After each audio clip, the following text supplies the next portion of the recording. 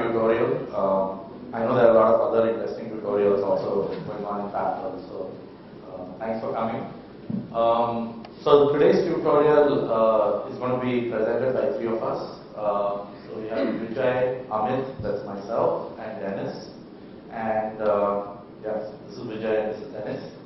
And what we'll do is essentially we'll cover certain parts amongst us where we'll spread through three of us.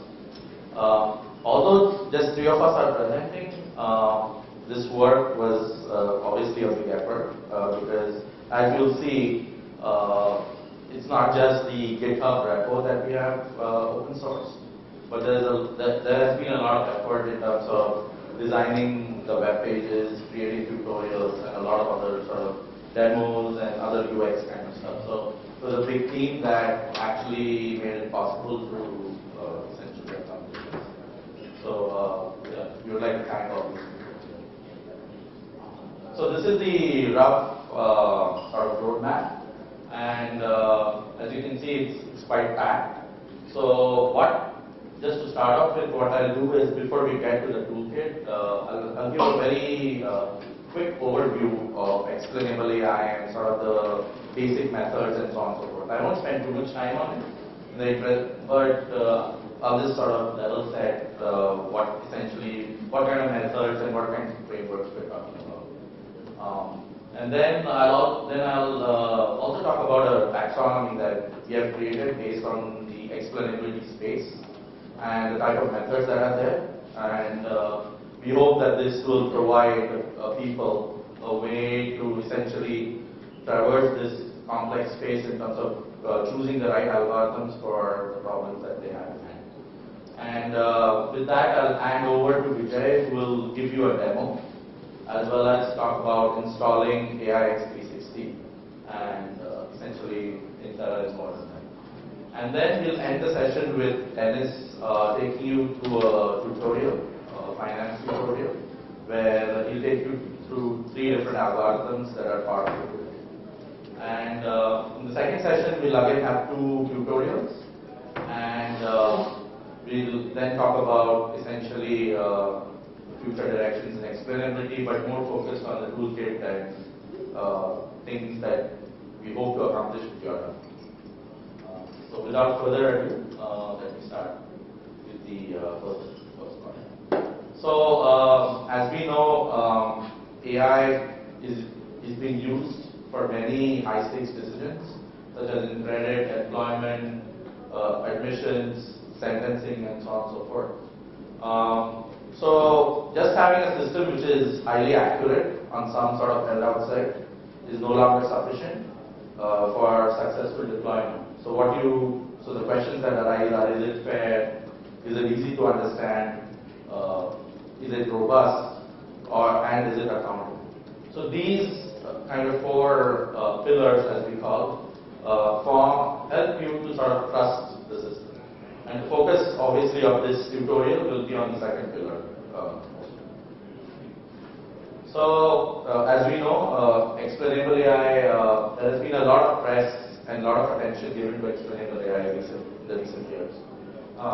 And the main reason for this to happen is because of the proliferation of black box models like deep nets. And as you can see, I mean, deep nets are not sort of directly interpretable.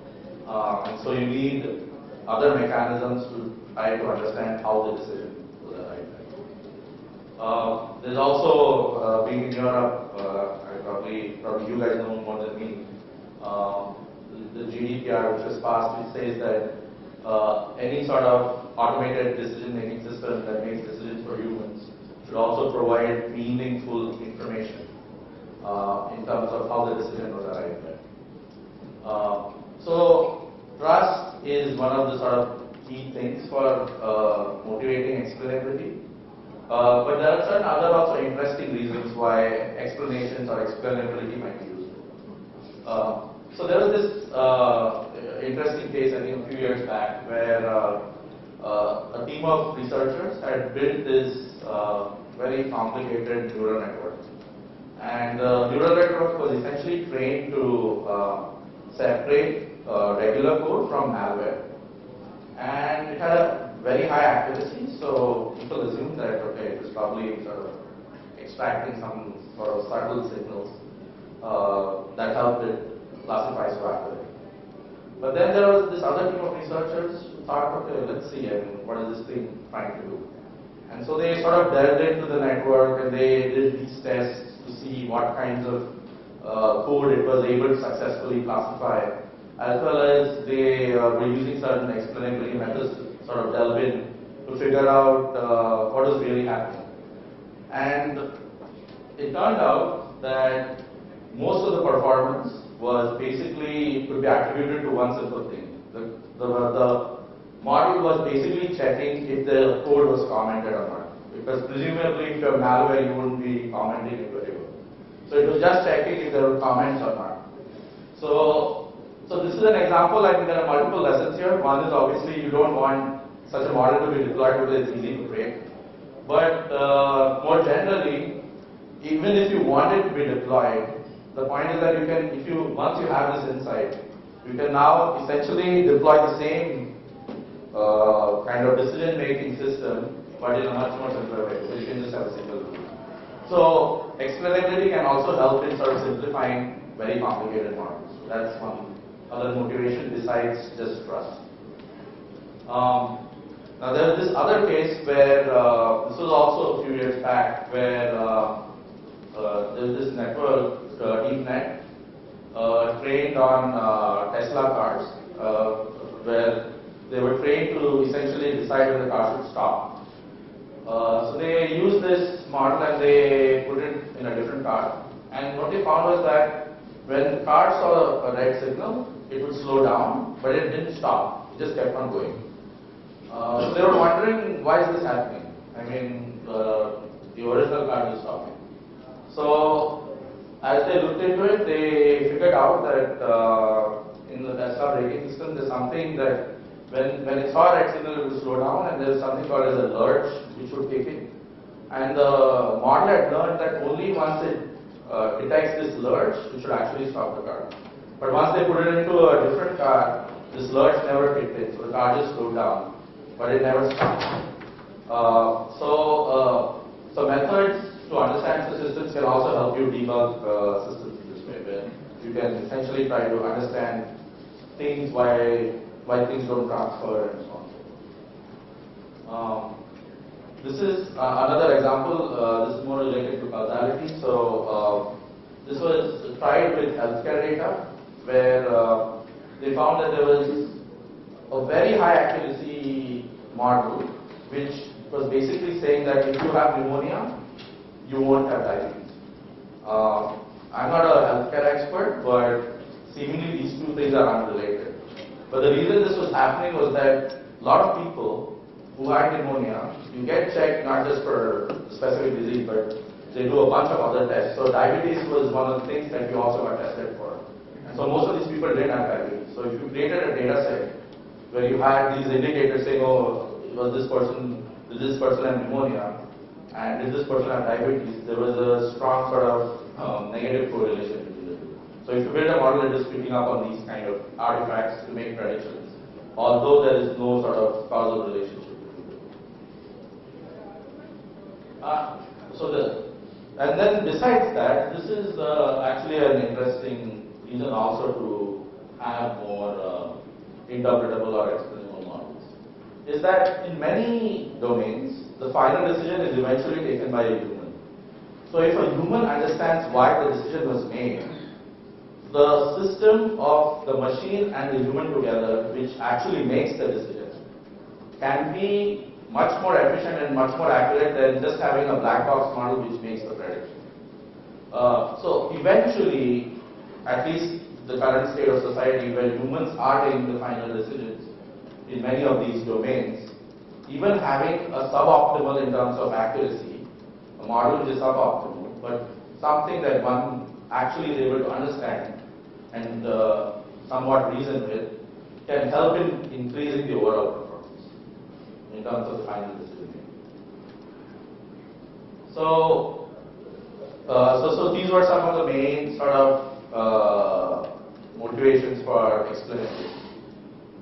Then there are obviously other things like fair, is the system fair, as well as robustness and generalizability, in the sense that there is this very popular example where they trained this neural network to detect wolves as opposed to dogs, and they found out that essentially most wolf pictures occur in snow. So if you put a wolf with, say, a green grass or a lawn, it would still detect it as a dog, because it was basically just a snow detector. So things like that. But all these are required for widespread adoption of AI, because you need something that's robust. So this is a interesting article which Hind had put he said, oh, we don't need explainability. So this is an interesting discussion. Do you really need explainability for trust or not? So, but in the interest of time, I won't sort of belabor this point. If you want, we can discuss this further maybe offline. So once you come to explanations, so there's not a single explanation that fits every situation. And there are different ways in which you can slice and dice different explainability techniques. So you have something that's a list of models where for proliferation of deep nets, I mean even now they are used in many domains, like directly interpretable models, where say for example like decision trees, where it's very clear how the prediction was reached at. I mean you can just follow the tree. There are also other directly interpretable methods like rule lists, decision lists, and so on and so forth. In fact, one of the speakers is an expert in that that we have here. So these are all directly interpretable in the sense that you know how the decision was made. Then, when you come to deep nets, you have essentially methods which are more post hoc. So even before deep nets, if you work in industry, you would know that in many cases, if there was some system which was making automated decisions, it would usually be a mixture of models. So you might have some business rules, then you might have something that's trained on a certain amount of data, and so on and so forth. And the combination of these things would help you reach the final decision. So such models are also not directly interpretable, because it's a combination of different things, and you don't know how each of these things are actually weighing in finals. So you need methods that can essentially somehow delve into these models and try to give you at least a feel for what's happening. So one of the, arguably the most popular method for doing local post hoc explanations is LINE, which stands for locally interpretable model agnostic explanations. And the idea is very simple here in LINE, is that say you're trying to explain a decision for a particular instance, like the bolded plus sign there, and you have a very complicated decision boundary. So the way LINE works is that what it does is it will take that point and then it will perturb that point. So it will create a bunch of points around that point, and then it just fits a sparse linear model, so like lasso regression, to the sort of soft predictions of your original complex model. So if your original complex model is predicting, say, probabilities of 0.9, 0.8 or whatever, 0.7% fluxes, you would essentially fit that way. And then whatever features your sparse linear model highlights, it would say are the reasons why this point was classified in that fashion. So that's nice. You can also have explanations of not just models but also of data.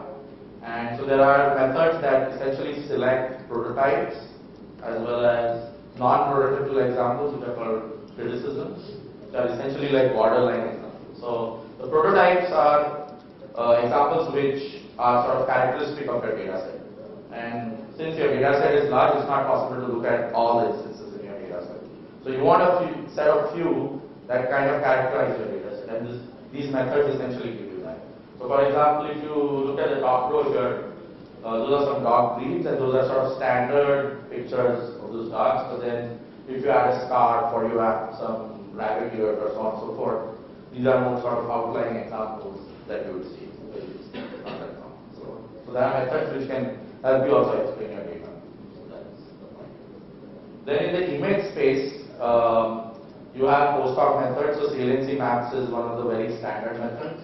And so what you're trying to do here is you're trying to explain the top row images, and the explanations are at the bottom. And what these explanations basically are saying is that, say the leftmost image was classified as something having a boat, it would essentially highlight, you can see the white highlighting is around where the boat essentially is. So it will highlight objects that are there in your image as to why that image is classified in the fashion. So, and the method here is very simple. They just see how much your output changes with respect to your input. So if you vary the input a bit, how much is your output? There are also, so the method before was more local, that is you give a specific example and then you explain that example, but there are also more global methods. And one very popular method there is called knowledge distillation, where say if you have your neural network which is giving predictions, and now you want to understand just globally roughly what's happening, you can take the predictions of your model and then fit a directly interpretable model like a decision tree or a rule list or so on. And then try to gauge what's generally globally sort of happening.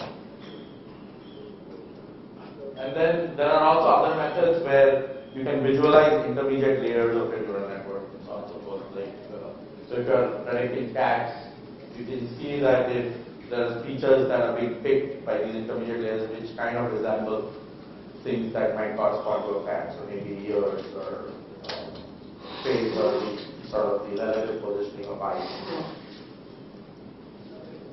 So like we just saw, there are like many types of explanations and even more number of explainability methods. And the reason you need these different explainability methods is because there's no sort of definition of what is a good explanation. So in different situations, you might need either one or more of these methods in combination to possibly satisfy final users, or maybe not even satisfy. You might need even more than that. So based on this, since the space is so vast, there's so many types of methods. What we did, and which is part also of the toolkit on the main website, we created a taxonomy. So our aim was not to go towards sort of perfection, but make something that's simple enough and useful for most people to sort of navigate this space. So before we get to that, let me talk about AIX 360 a little bit. So the current version, so the initial version which was released around 5 months back in August had 8 explainability algorithms, all from IBM. But right now we have a version 2 release which has 10, and this has essentially language in it. So there are 2 metrics that the toolkit also has, and there are a bunch of notebooks and demos and so on and so forth, as well as a lot of guidance material to help practice. And this toolkit is sort of not in silo. The year before last, so in 2018, there were 2 other toolkits released, one for fairness and one for essentially adversarial robustness.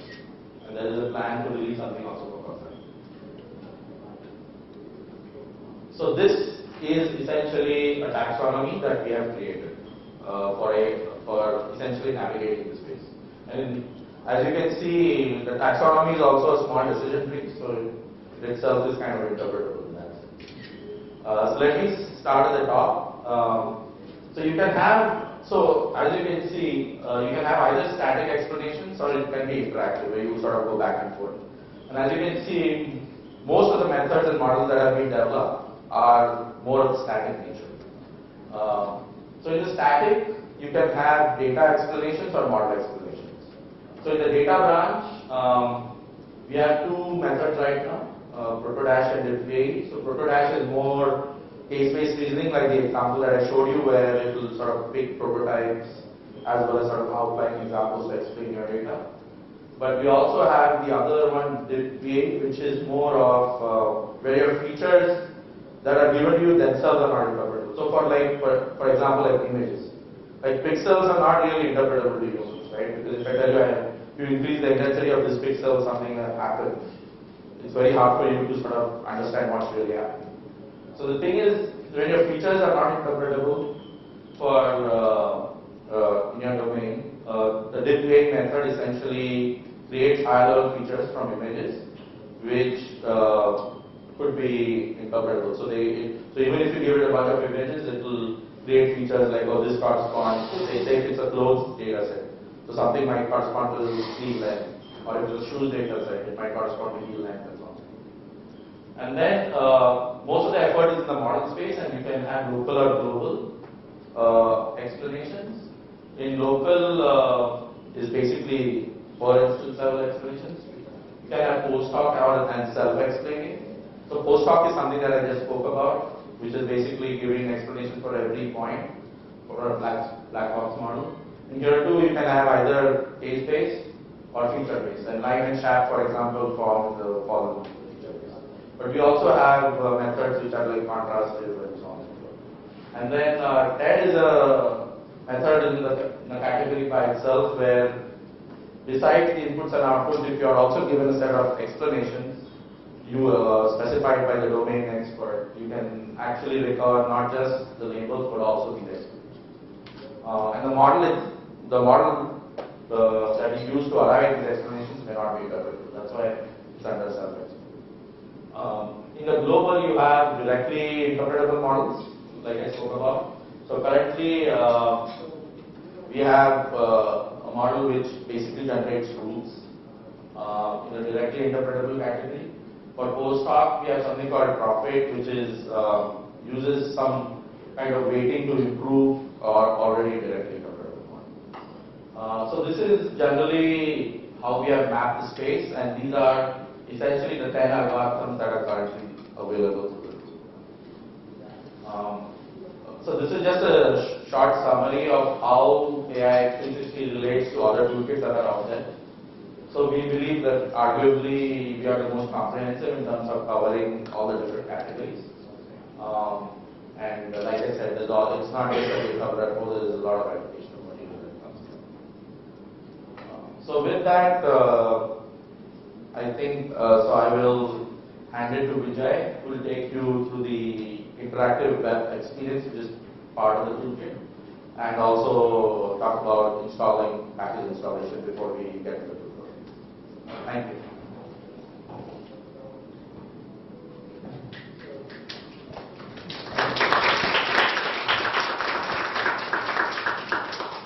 Also, if you guys have any questions, please interrupt and ask. You don't have to wait to the end. Maybe this is a good time for questions before we're changing over. Yeah. How might I get that question? Welcome. Is that question? I just have a monthly clarification. In the future, Maybe you can wait until later. Sure. I'm just wondering if you go over the different methodologies that you mentioned, like from the perspective of intuition in future minutes of this tutorial.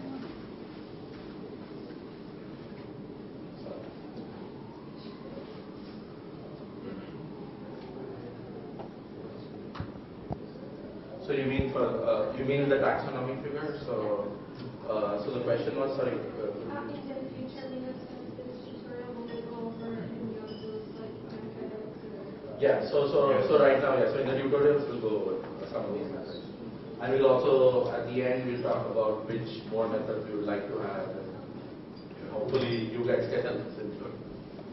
Yeah, so you'll see some of them in detail in the use cases that we'll go through, and then there will be some that we won't cover in detail, but we'll quickly talk about at the end.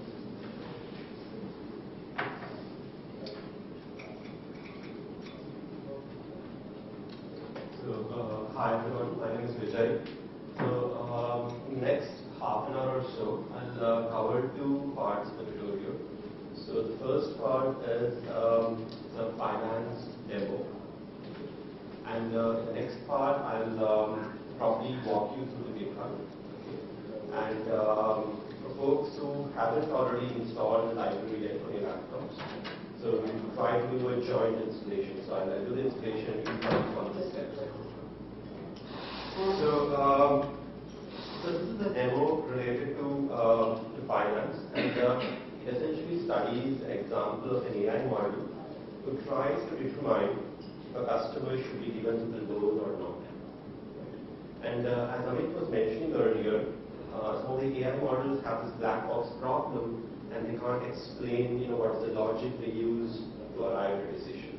So we'll go over 3 different types of explanations, which can be generated using the AI explicitly toolkit. Okay?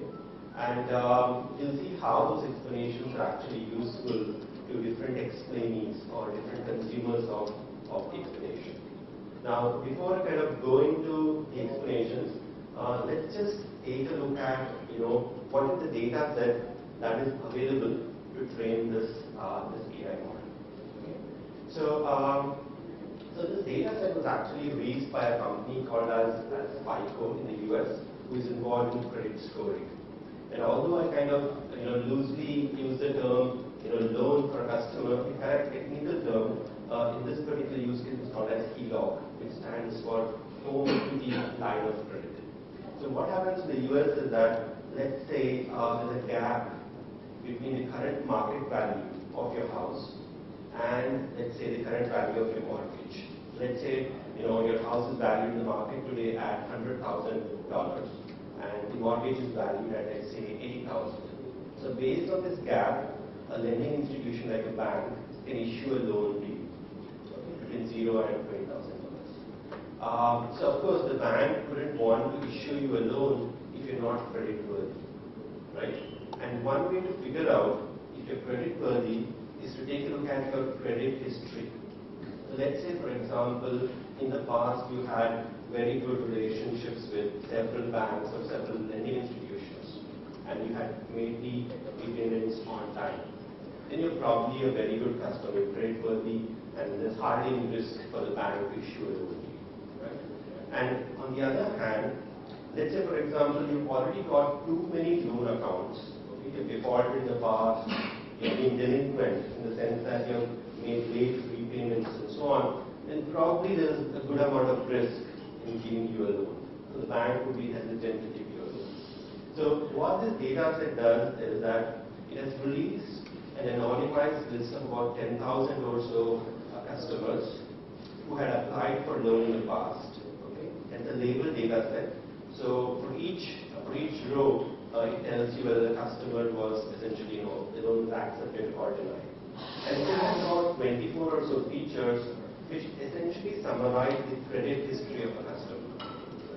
And my colleague Chen is actually going over the same demo in more detail in the Python notebook, so you probably are going to get a better glimpse of what are the different features which exist in the data. But as I walk you through the demo, you'll kind of get a glimpse of some of the features which exist in the data set. So if you take a look at the life cycle of this AI model that you're trying to train, which determines if a customer should be given a loan or not, you could imagine that it interacts with 3 different personas, right? The first persona is the data scientist itself, okay? Now the data scientist is probably involved in training the model, and so on. So the data scientist requires some kind of explanation during that process. And then once the model is deployed in a bank, a loan officer would interact with the model, right? And if you use the model to, then give the decision to a loan applicant. So he would need a certain type of explanation. And lastly, a banking customer who has applied for loan, they would kind of receive the decision of the AI model, and they would want a certain type of explanation. Okay? Now let's go one by one through each of these personas use case and see what kind of explanations can be obtained using AI. So I'm clicking here. So by the way, this is actually an online demo. Okay, and you can actually log into the website and see yourself when you get some time.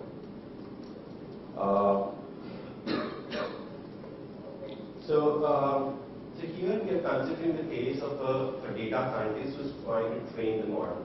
Now, if you think about it, what is the most important thing that the data scientist would want to do? The first thing is he would want to ensure that the logic that the model has learned is correct. Now, if you sort of remember Amit's presentation, he mentioned that sometimes data can have these spurious correlations, right? So the data scientist needs to make sure that the correlations that the AI model has fit are the correlations that he has intended. So he needs to get a glimpse of what are the rules that the model is actually using to classify customers into, whether the loan is accepted or denied and so on. Right? So that is like the first and the primary job the data scientist wants to ensure that the logic learned by the model is right. Now, the other thing is that the data scientist might take this logic, okay, he has some view of this logic. Now, he might want to show it to maybe his manager, he approves the model, or he might want to discuss it with a banking expert or domain expert, right? So he wants to make sure that does this logic make sense? Is this right for this domain, the banking domain or not? And the third thing is that the data scientist may also want to show the logic to a model auditor.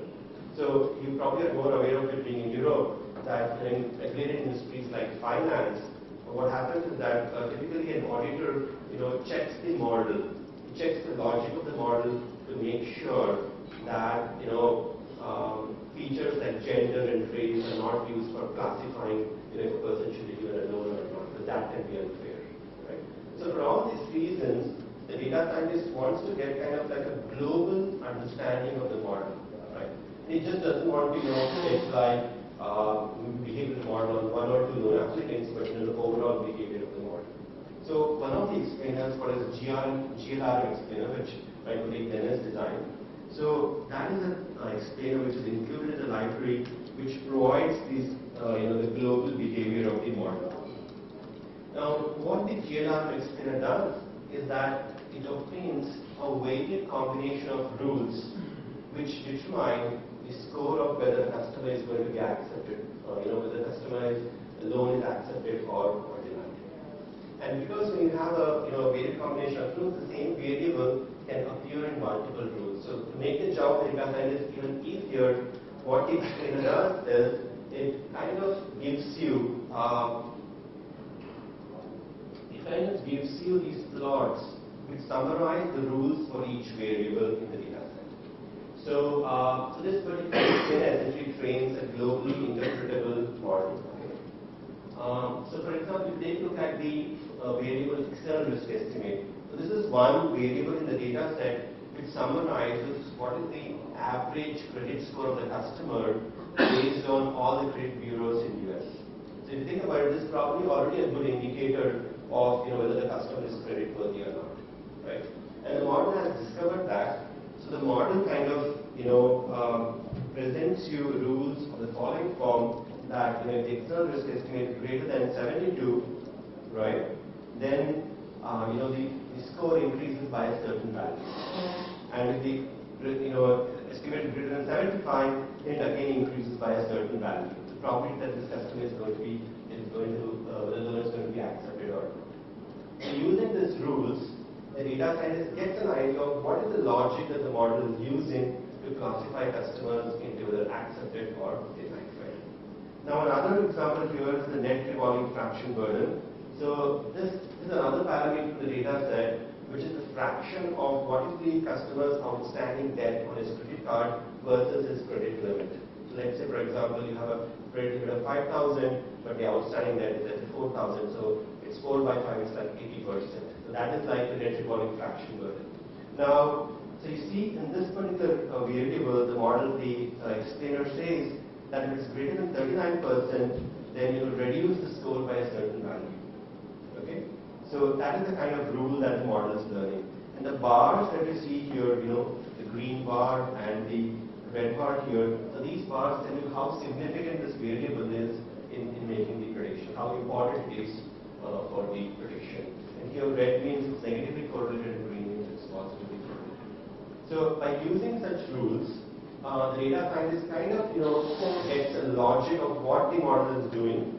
And then let's say we go to the next step in the sense that the data scientist is satisfied that the model has learned the right logic, okay? And then he deploys the model in maybe in a bank or so. Let's go to the next step of what happens next when the model is deployed in a bank. Now, once the model is deployed in the bank, a loan officer or any other banking officer probably uses the model as an assistant, right, to assess if a customer's loan should be accepted or denied. Now, how would the loan officer feel comfortable in this? How would he obtain, how would he sort of start trusting the model? Now, when you sort of take a look at the loan officer's perspective, the first thing he wants to know is, why was the loan of a customer accepted or denied? So let's take a look at, the loan of Alice. Now, Alice's loan was actually accepted by the model, okay? And since it's accepted, the loan officer is wondering, why was Alice's loan accepted? Now, one of the explainers in the library, which is called as Protodash, which Amit here has designed. So what it does is it uses case-based reasoning to justify this outcome of the model. So case-based reasoning is actually used quite often in medicine. So let's say, for example, you've got a cough and cold, and you go to the doctor, and the doctor says maybe you have pneumonia because I had these two sort of patients who came in last month, and their symptoms look very similar to yours. And when we did all the tests on those two patients, they had pneumonia, right? So what the Protodash algorithm does is it receives cases from the training data set which is very similar to the current customer Alice, whose loan is accepted, and presents it to the loan officer. So the loan officer can check, for example, there are these other customers, Mia, Kate, and Kala, and their applications were very similar to Alice's application, and they actually repaid their loan. So probably it's possible that when Alice is going to repay her loan, right? And the algorithm also shows the kind of features on which the prototypes are similar with the source applicants, source applicants features. For example, this is another parameter in the data set called as number of trades, 60 delinquent, which means that these are the number of repayments made to the customer which are sort of beyond 30 days past the due date. See, so the algorithm shows that Mia, Kate, and Kala had very similar features similar to Alice, and therefore probably Alice might repay her loan as well, so it's okay to maybe give loan to Alice. So you could use case-based reasoning like this to sort of explain the loan officer why Alice's loan was actually approved. Just a question. Yeah. What's the identify that? So it's MMT critic material. So maximum mean this.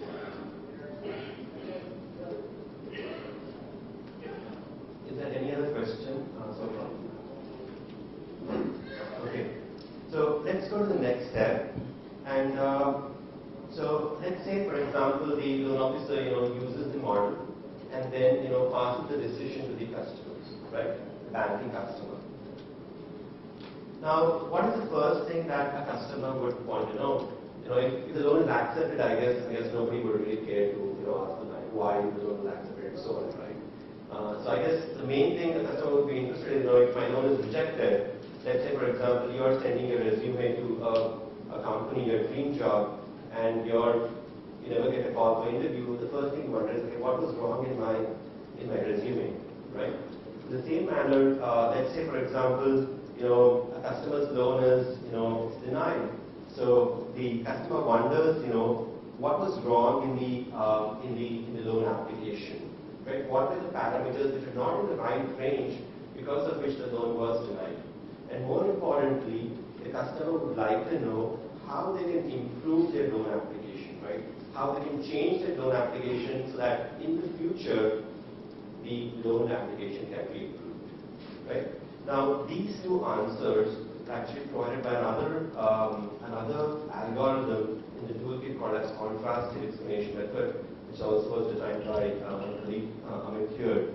So what the contrastive explanation method does is, firstly, it gives you the feature importances of those features which were responsible for the rejection. So here, for example, in the case of Julia's application, there were the consolidated risk markers. This is the external risk estimate I talked about earlier. This is the aggregate score of all the credit bureaus in US.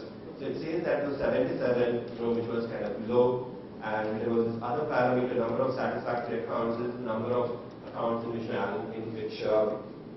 Julia had kind of made the repayments on time and so on. And so these are the three parameters, the top three parameters that the algorithm said which were not right. Now the algorithm also computes what is called as the pertinent negative, which is the minimum perturbation on the set of features which would get the loan to be accepted. So it also tells Julia that if the external risk estimate was 82 and if the number of satisfactory accounts were 13 and if this parameter went value 7, then your loan can be accepted.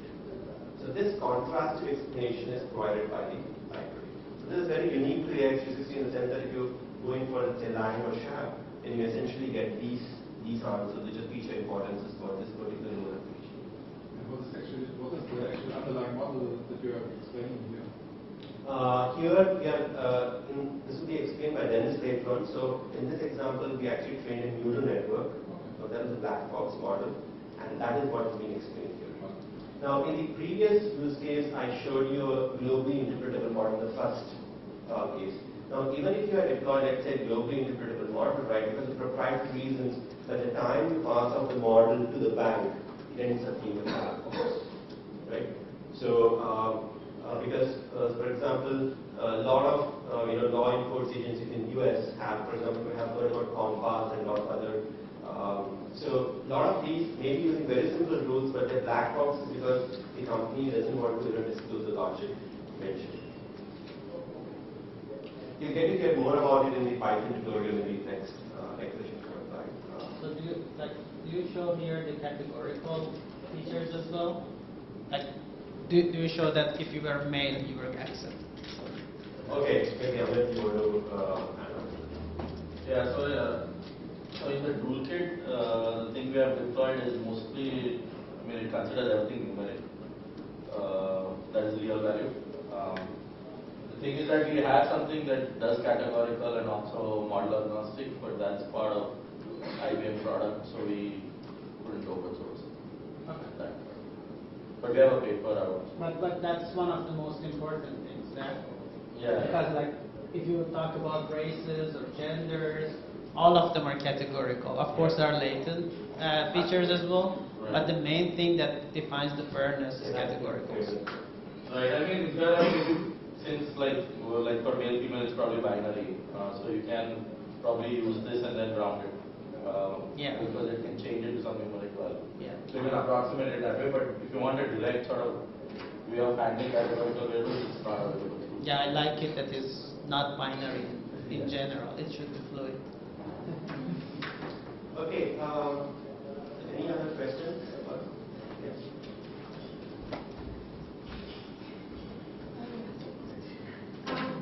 What type of machine learning models do you cover? Is that like regression, binary classification, multi-class classification? Also, what type of model can be the underlying model? Is that any classic machine learning plus deep neural network models?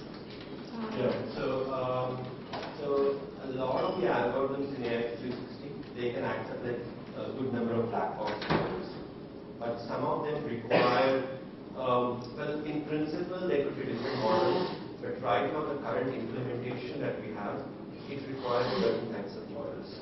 For example, the contrast explanation method, you need it to be a neural network right now. Okay? And Amit was mentioning, there was also another version of the algorithm which is there in IBM's product, but that actually accepts different types of models, but it's not open source. But the current version is actually a neural network model because we need to access the model's loss function. But it can be multiple. It can be any number.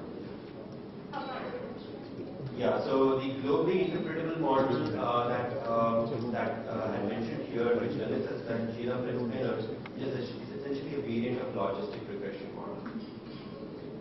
And if you have linear regression model, then you can use standard, linear regression, of course, it's already interpretable, so you can directly use the coefficients as feature important. Same thing with logistic regression as well. Right? Okay, the GLR has also a linear variant. You'll hear more about it in the Python notebook. So,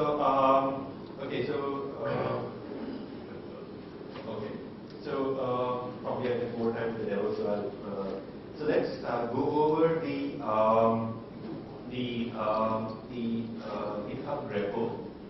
Now, so I would request you, if you've all sort of got your MacBooks and your Linux books, etc., then I request you to start opening them, and so you can start the installation of the library right now.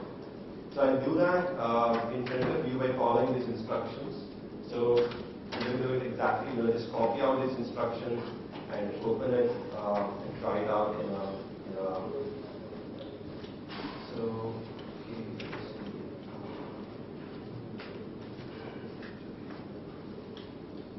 So I'm using the Ubuntu machine because I don't know how, what's the speed of the internet connection here. So I'm using the Ubuntu machine. This is a version of Ubuntu this was actually given to me just last week. So I realized that there's some issues with the library. It doesn't really install it easily, but I'll show you the tricks and hacks of how you can install it here. So okay. So the first step is you actually create a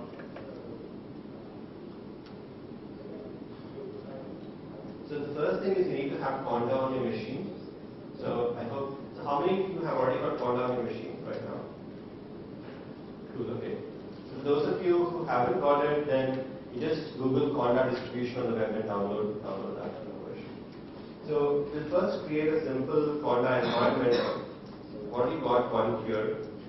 So I'll just label this as something else. Maybe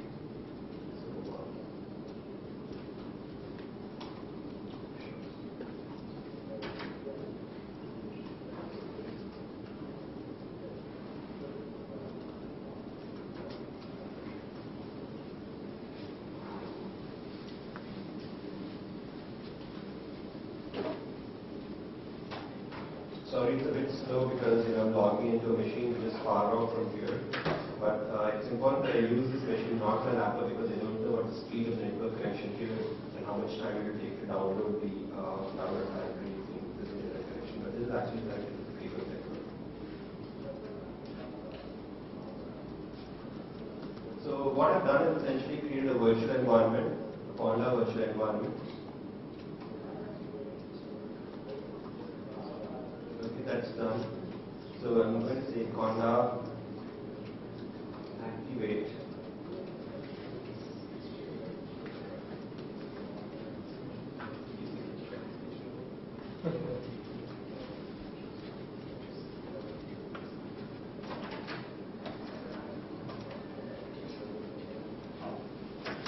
So that's done. And now I'm just going to git clone.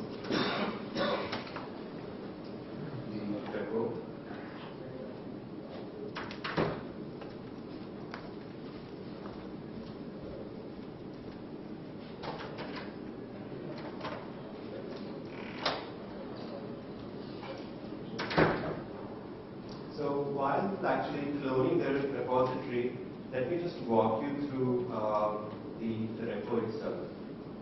So in the repo, you will see the following directories, the following folders here.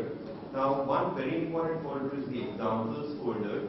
Okay, so this folder has the network here seems to be slow.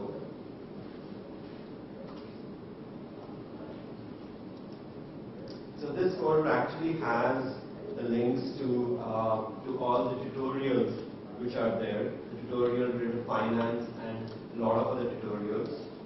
Okay, so you can take a look at these tutorials here. And for each of the algorithms which exist in the library, there's a Python notebook corresponding to that. So if you want to learn how to use any particular algorithm, you can simply log on, you can simply migrate to the examples folder. Now, another important folder is the AI 360 folder, and here we have the code for all the algorithms.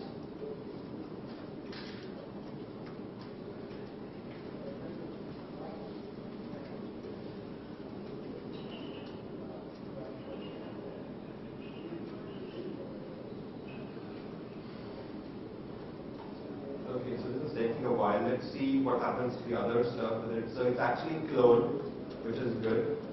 So, so after cloning, we simply go to the library here, the AI library.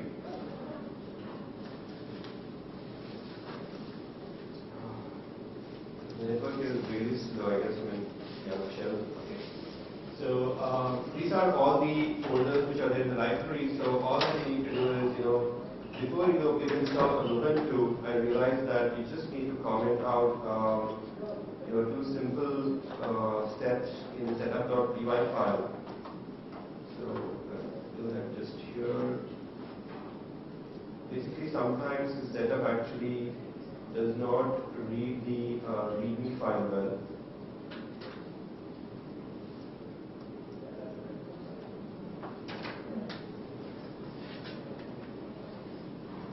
If you can install without this, by the way, just go ahead. Yeah.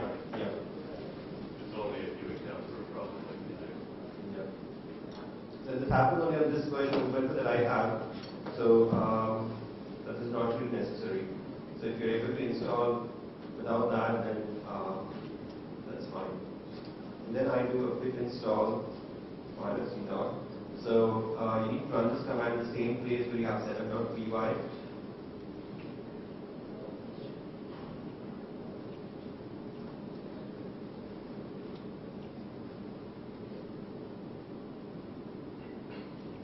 Looks like my connection to this machine is slow.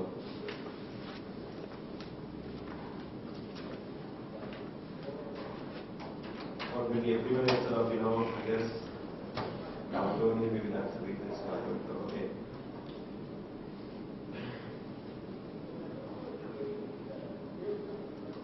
Okay, so it started installing now. It started installing library, so it kind of, one of the main things is things like dot, which is used by the display algorithm that Amit was mentioning about representation learning. So some of these things are slow, but otherwise it should install quite fast. Now, so coming back here on the web, so here all the code for various algorithms is there under this folder. Okay, and this is where you can take a look at if you're interested in contrast explanation method, what's the code, and so on, or the GLR explainer, you can find it here. So other than that, I guess the other important points are the API is available here. If you click on this link, you have the API for the entire library. And if you just want to install the PyPy package, then you can take a look at this particular link. Okay. And the other links are actually available through the AIX360 Bluemix.net website. Here I'm running the sort of a version that is there in my own laptop. But you can go to this website, then take a look at all the tutorials. It directly links to tutorials which are there.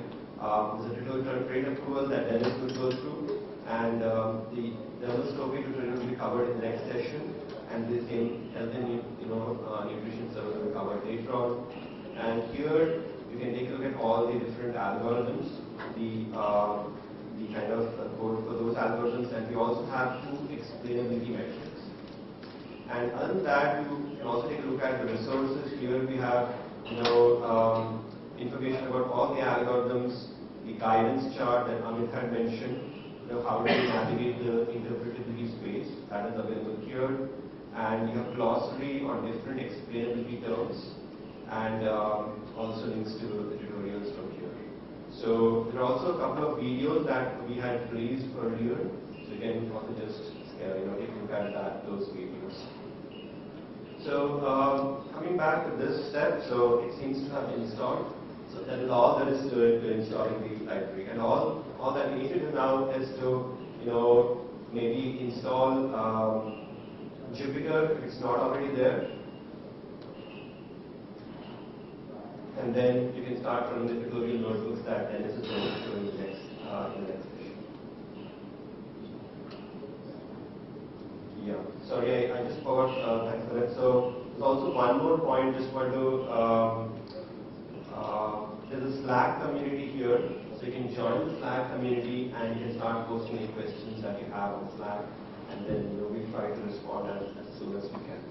You can also, if you feel that there is something you want to contribute to, then this is something going to be covered by Dennis in the next half of the tutorial, so you get to know how to essentially. So the other thing that you need to do is essentially install Jupyter.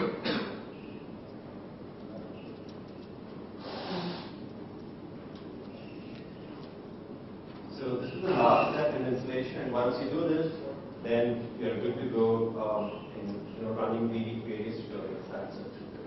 So if you do this much, then you can run the tutorial notebooks, which Dennis is going to show in the next session. So I think with that, I'll hand it over to Dennis, and he's going to take you through the finance tutorial in more detail. Thanks.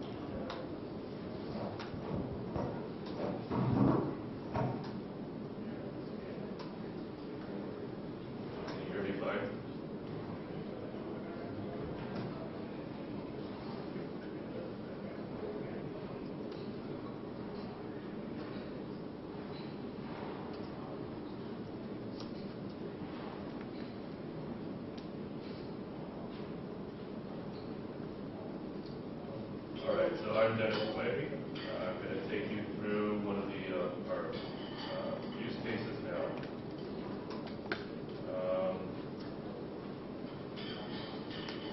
So if you actually launch, yes.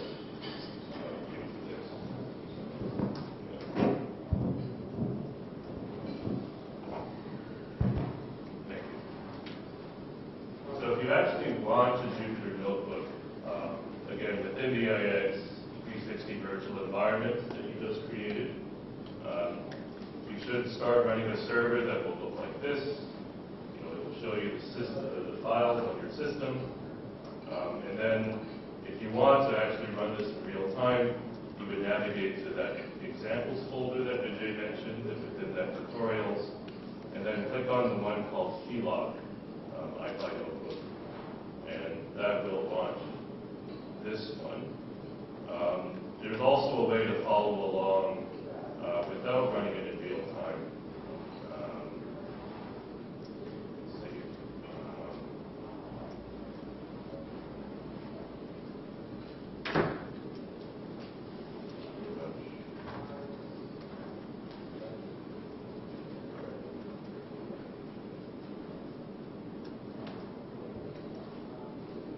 So you could follow along on the website as well, or on the GitHub.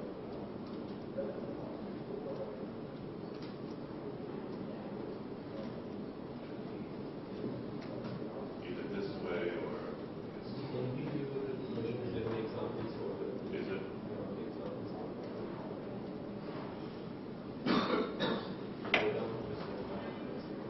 Okay, yeah. So this is probably better if you just want to view it. So I'm going to cover this first one on credit approval. If you click on this entity viewer, then you can view it in a more nicely formatted way. Okay. But I'm going to actually run it live. Right. So this covers the same use case that you saw already in the interactive demo. Right. So it's about approving home equity lines of credit. As we mentioned there, we have three different ways of explaining to three different personas: data scientist, loan officer, and customer. So I'm just going to go right into it because you already have the background.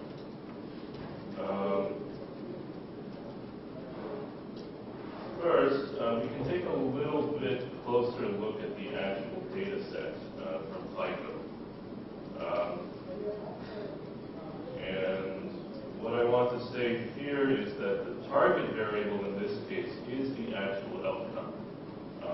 So this might be different than in other cases where you only had decisions, human decisions about whether to approve or reject. Here we actually have repayment outcomes. So the outcome variable, its binary value, either bad or good, Bad means that an applicant was more than 90 days late on a payment within a 2-year period, and good means that they weren't more than 90 days late. So in this case, we've actually, this data set has observations of actual people who have taken out these loans, looking at their repayment history. This table shows some of the features in the data set. There are about 20 odd features. Their names may be a little cryptic if you're not in the consumer finance domain, but I'll try to explain some of them that we need to explain here. One thing that FICO has done helpfully is to indicate how we should expect these to behave with respect to that target variable, whether they tend to be, whether increasing the value tends to be good or bad in terms of someone's creditworthiness. Okay. Right. So another caveat is if you would actually like to run this in real time, you need the data set from FICO. We are not distributing the data set for legal reasons. We would refer you to FICO to get the actual data set. To do that, you have to go to their website, which we have a link to in our webpage. I'm not going to do it live now because it does take some time. You have to submit a Google form. They have to get back to you with a link. So you can try to do that now, but I'm not going to do it in real time. Once you get the actual data file, here are the instructions for where to actually put it within the AIX 360 directory tree, so that this Python notebook and other things will find it in the right place. Okay. Maybe something to be aware of when you try this later. Okay. So let's go through the first persona, the data scientist one, in a little more detail. So this is going to show you a little more of what's happening behind the web demo that you saw. So as Vijay mentioned, here we have chosen to highlight directly interpretable global models, and he's already covered, in what cases you might want to use these. First, as a data scientist, to see what you're doing, and then to explain to other parties like business managers, lending experts, domain experts, regulators, that your model is doing the correct things. So there are actually 2 directly interpretable models in this section of the notebook. We've trained both a boolean rule model as well as the GLRM that you saw. In the interest of time, I'm not going to cover the boolean rule, and I'll indicate where I skip over that section later. So we're just going to look at the GLRM model, and in particular, it's a logistic regression variant of it. We call it logistic rule regression. Okay, so now we get to the first thing that we actually can run. So first, we're going to load and process the FICO data, this log data set. And here, a couple things to note. So we've actually implemented some data set classes for the data sets that are part of the toolkit. These just help with the loading and the data processing. And in particular, we're enabling something, a custom pre-processing here called NAND pre-processing. This actually, so there's some special values in this data set, some negative values. And we actually want to keep them as is for these models because they can handle them properly. So let me run it and I'll show you what I mean. Okay, so it ran. So here is just a sample of the data. There's 5 rows. And you can see here the different features, and this is what I was talking about. So there are some special values here that were converted to NAND. And we're not going to try to impute these, at least in this part of the notebook. We're going to use these as is because the rule-based models can handle them just fine.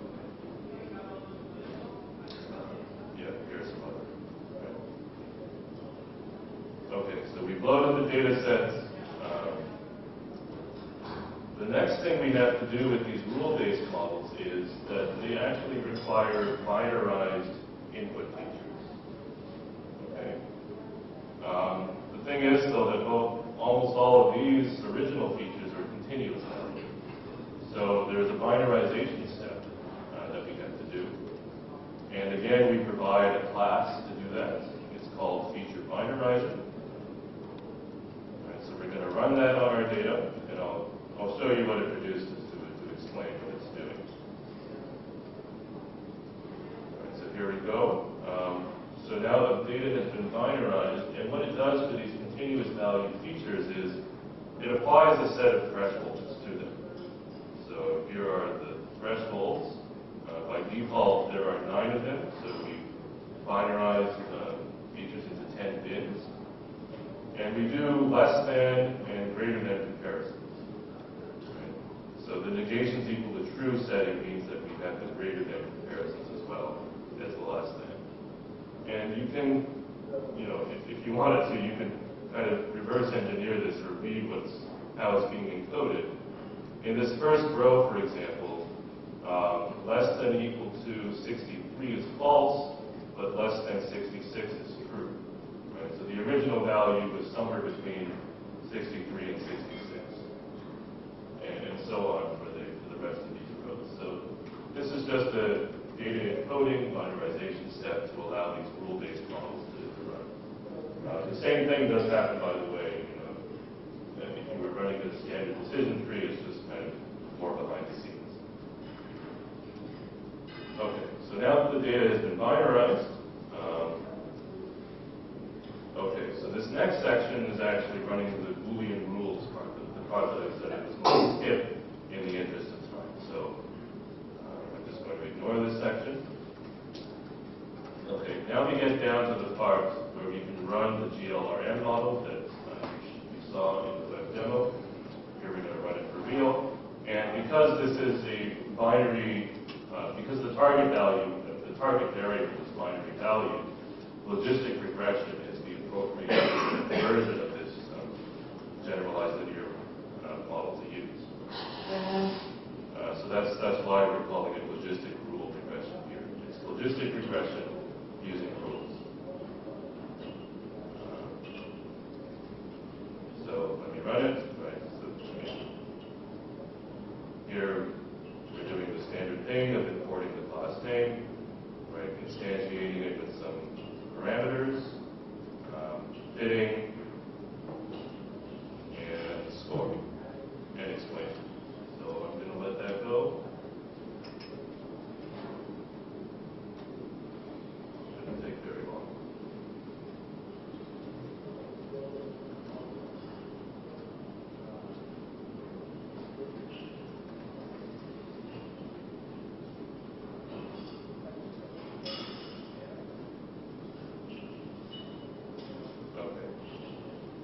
Okay, so it's finished. This is just a simple report of the training and test accuracy. And the more interesting thing is what is returned by this last element, right, explain. So in this case, right, because it is a directly interpretable model, it is printing out the whole model. And as I mentioned, it's a logistic regression model, right? So a generalized linear model. It's a linear model with some transformation. And these are the exact features that it's using. So there's a list of 36 here. These are ranked by the coefficients in the linear part of the model in decreasing order.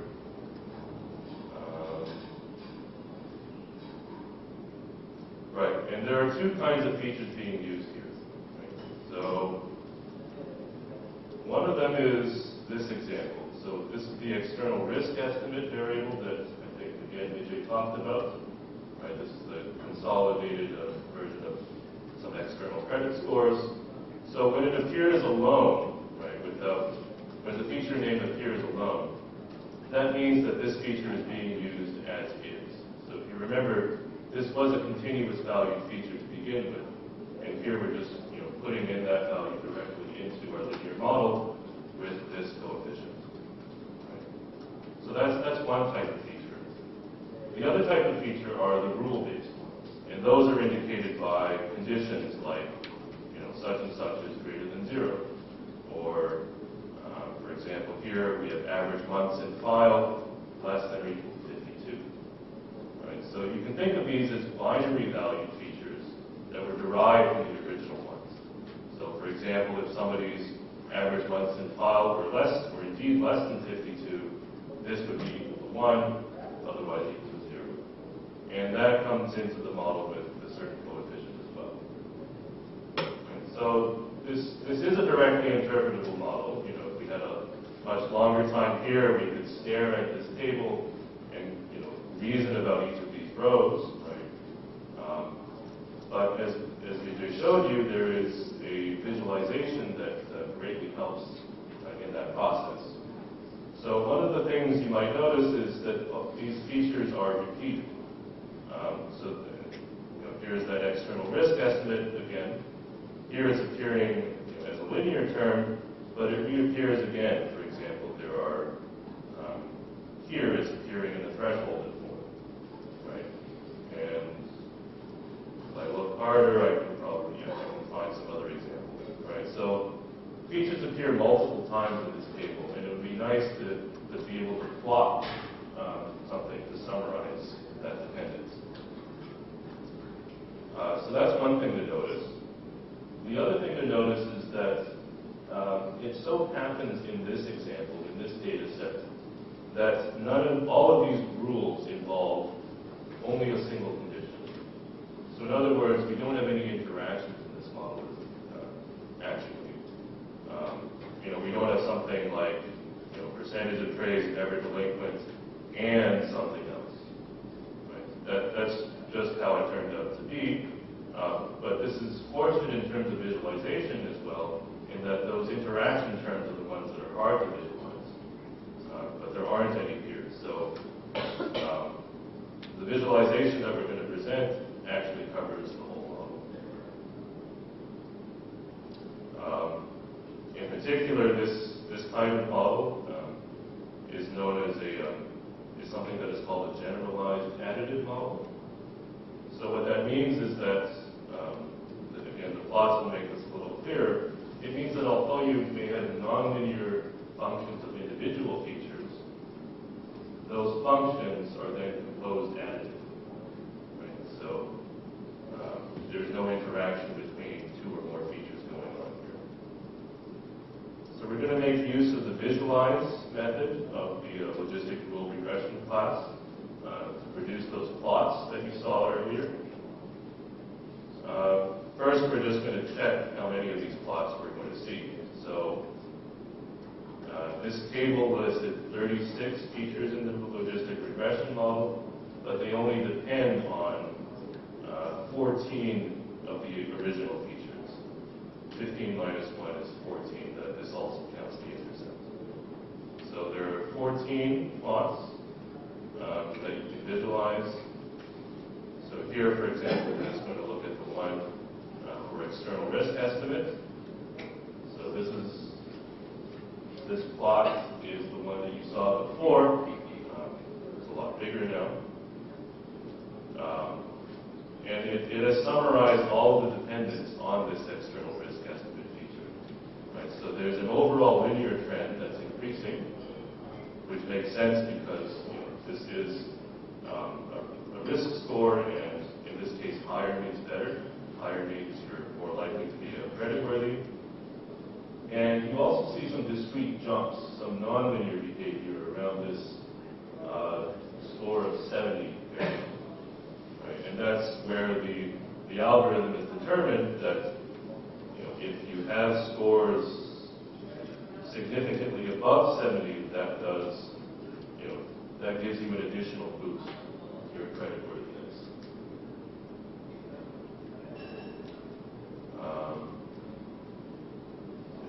We can look at one other one. So this one's kind of interesting. This is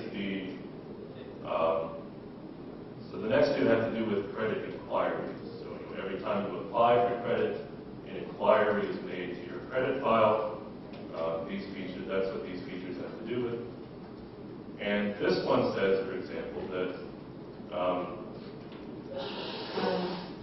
this is months since most recent inquiry, excluding the last 7 days, and it takes a jump right after 0, which basically means if your most recent inquiry wasn't within the last month, then you're okay. Right? Having it being in the last month is a bad indicator according to this data set. Right? So that's something else that you can see from these kinds of visualizations. Okay, so you can go through the rest of these,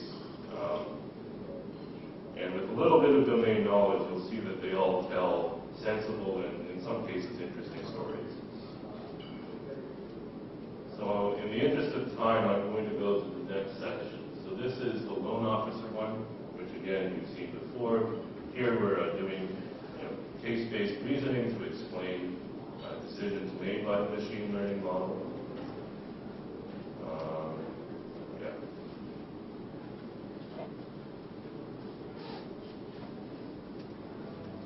By the way, there's no time now, but during the break or after the session, for example, these are all notebooks that you can run. So you can go back and play with these, change the parameter settings,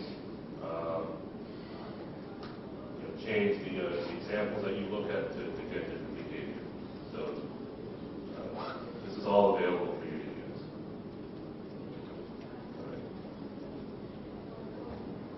So this first part is just some import statements. I think I'm going to go quickly through these because this is just reloading the data set and pre-processing it again. We use a slightly different kind of processing here because now instead of that directly interpretable rule-based model, as Vijay said, in this section of the notebook, we're training a neural network, and so that requires some different pre-processing. Here's a view of the data set again. You can look at the distributions of some of the features. Here we're just splitting into training and test sets, doing some normalization, normalizing values between -0.5 and +0.5. So here's where we define the neural network classifier for the same task. You can train the neural network if you want to. I think the code is, yes, it's set by default to just load a pre-trained model. So that's what I'm going to do just to save a little time. Maybe of interest that the test accuracy of the neural network in this case is not any better than the directly interpretable rules model, the rule-based model. So just one anecdotal example of the fact that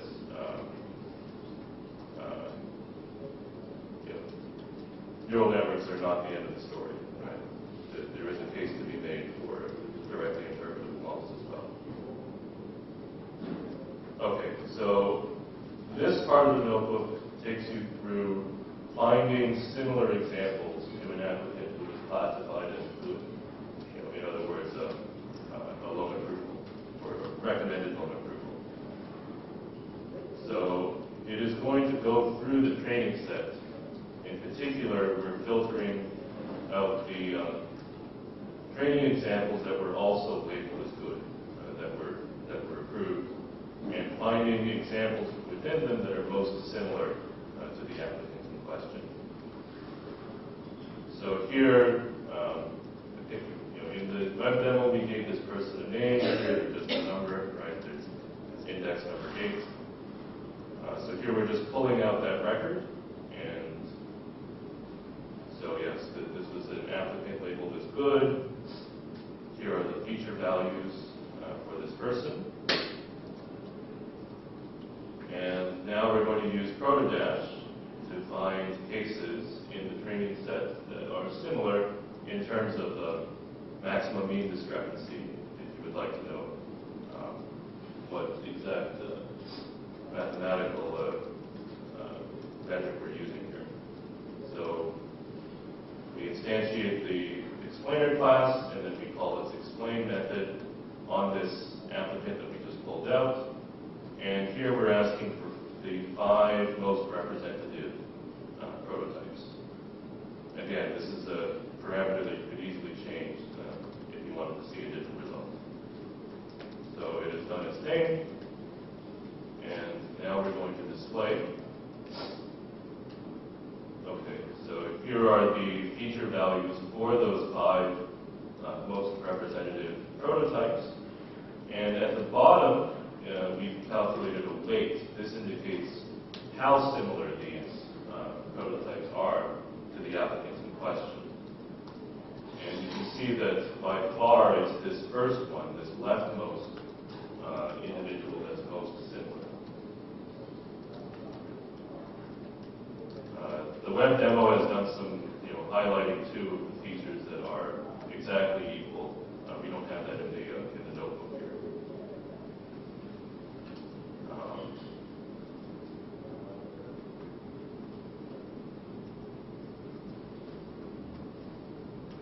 This is a further look at the similarity of these prototypes,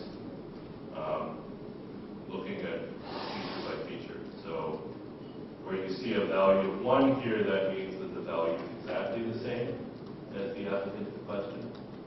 So just looking at the number of 1s in this column 0 gives you further confirmation that this individual is similar.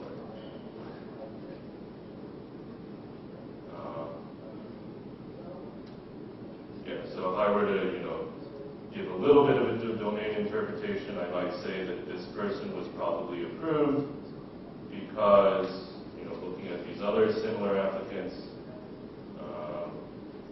one thing to notice is that they have they're carrying very little depth. So these 2 rows here, net fraction revolving burden, net fraction installed burden. Again, these are, percentages. This one, for example, is how much of your credit limit you're using. These utilizations are very low. Right? And so that's a likely reason why the model decided to approve this person. Okay. So I have to move on to the last section, which is the customer persona. So here we were using contrastive explanations. This first part is actually exactly the same because we're using the same data, the same neural network model, just a different kind of explanation. So I'm going to run through that.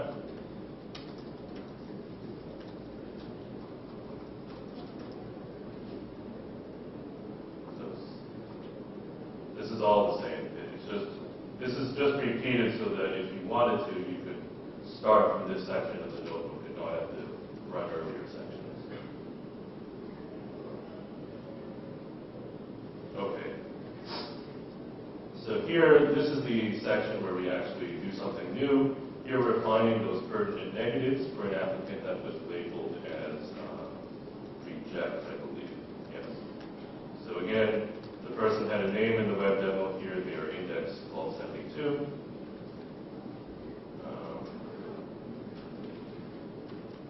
Okay, so that it's already doing its thing. So again, the syntax is similar, right? So we're invoking the class, right, initializing it, setting some parameters. Again, if you want to experiment more with this, these are things that you can play around with and change. And then calling the explain instance method of this class to give us those local explanations. So let's see what we got, right? So, okay, here I'm just displaying the results. So in this table, the leftmost column, these are the feature values these are the original feature values of the applicant. The XPN ones are those features plus the minimal set of pertinent negatives that would take this person from a reject to an approved. Right? And the last column is simply the difference between the first two. Right? So we see that for this applicant, it is sufficient to change just 3 of their features and by these amounts. So, improve their external risk estimate score from 65 to 76, It would help if they had about a year more on average in their credit file, 12 months, and if they had 3 additional satisfactory grades. Right, so this is a kind of contrasted or counterfactual insight that the CEM method can give, and we're showing it in action here. There's another example here of pertinent positives, which you can go through on your own. Yeah. Assuming that you have many counterfactuals that you can generate, what is the criteria to choose one in this case? Right. So I guess Amit can jump into here, but basically we are looking for a sparse set of things to change. So we're trying to minimize the number of features that are changed as well as the amount by which they're changed. And mathematically that is done through an elastic net norm. And there's actually a parameter here, beta you called it, right?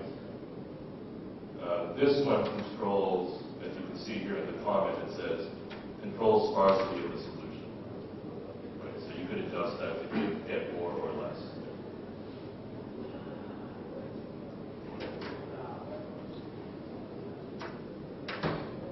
Yes, question. I mean, you're plotting basically the difference.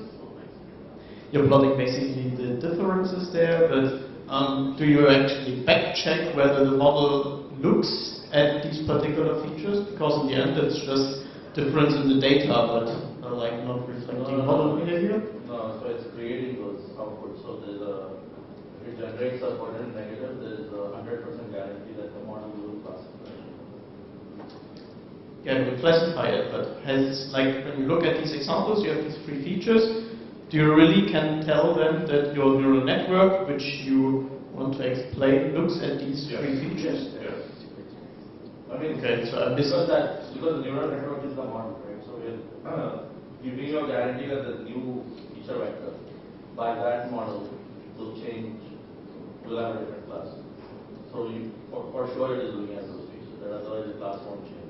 Right. Why would the class change if it was ignoring this? So just to be clear, right, if you put in this XPN feature vector into the neural network, you will get a different outcome. In fact, this is how this XPN is obtained. Right? So it's not through some proxy process. We are actually perturbing the actual model. Does that make sense? And all 3 have to be changed together. And all 3 have to be changed together by these minimal amounts. Exactly. Okay. So it's a joint non-convex optimization. And yeah, it's not like that. I think you ended that first, but yeah, there's a couple other things here too. Thank you. Going back to the first of the 3 examples of the data scientist view, Yes. where you showed the example of a logistic regression-based model. What if you had a strong prior that interaction effects between some variables were especially important? Would there be a way to use something other than logistic regression, like a classification tree, in order to get at, to test that really strong prior about interactions? Right. So you bring up a good question, because although this is called a logistic regression model, because it uses these rule-based features, it can form nonlinearities or interactions if it decides that they are there in the data. Right? It so happens that this data set does not lend itself to those interactions appearing. But if they are strong enough, in some other data set maybe, and there is another example of it here in a different notebook, they will appear. Right? So that's one thing to clarify. With regard to your question about a prior, I think that's something I would have to think about. There may be a way of adjusting the regularization here, right, to favor the appearance of certain interactions. Because by default, what logistic rule regression, what GLRM does is to favor rules that are short, that have fewer conditions. Right? But if you have domain knowledge that certain interactions are likely to appear, there may be a way to modify the algorithm allow those to appear more easily.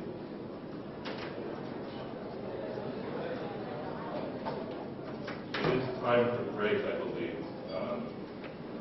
So, up to you. Do you want to take one more question or have people talk to us over the break?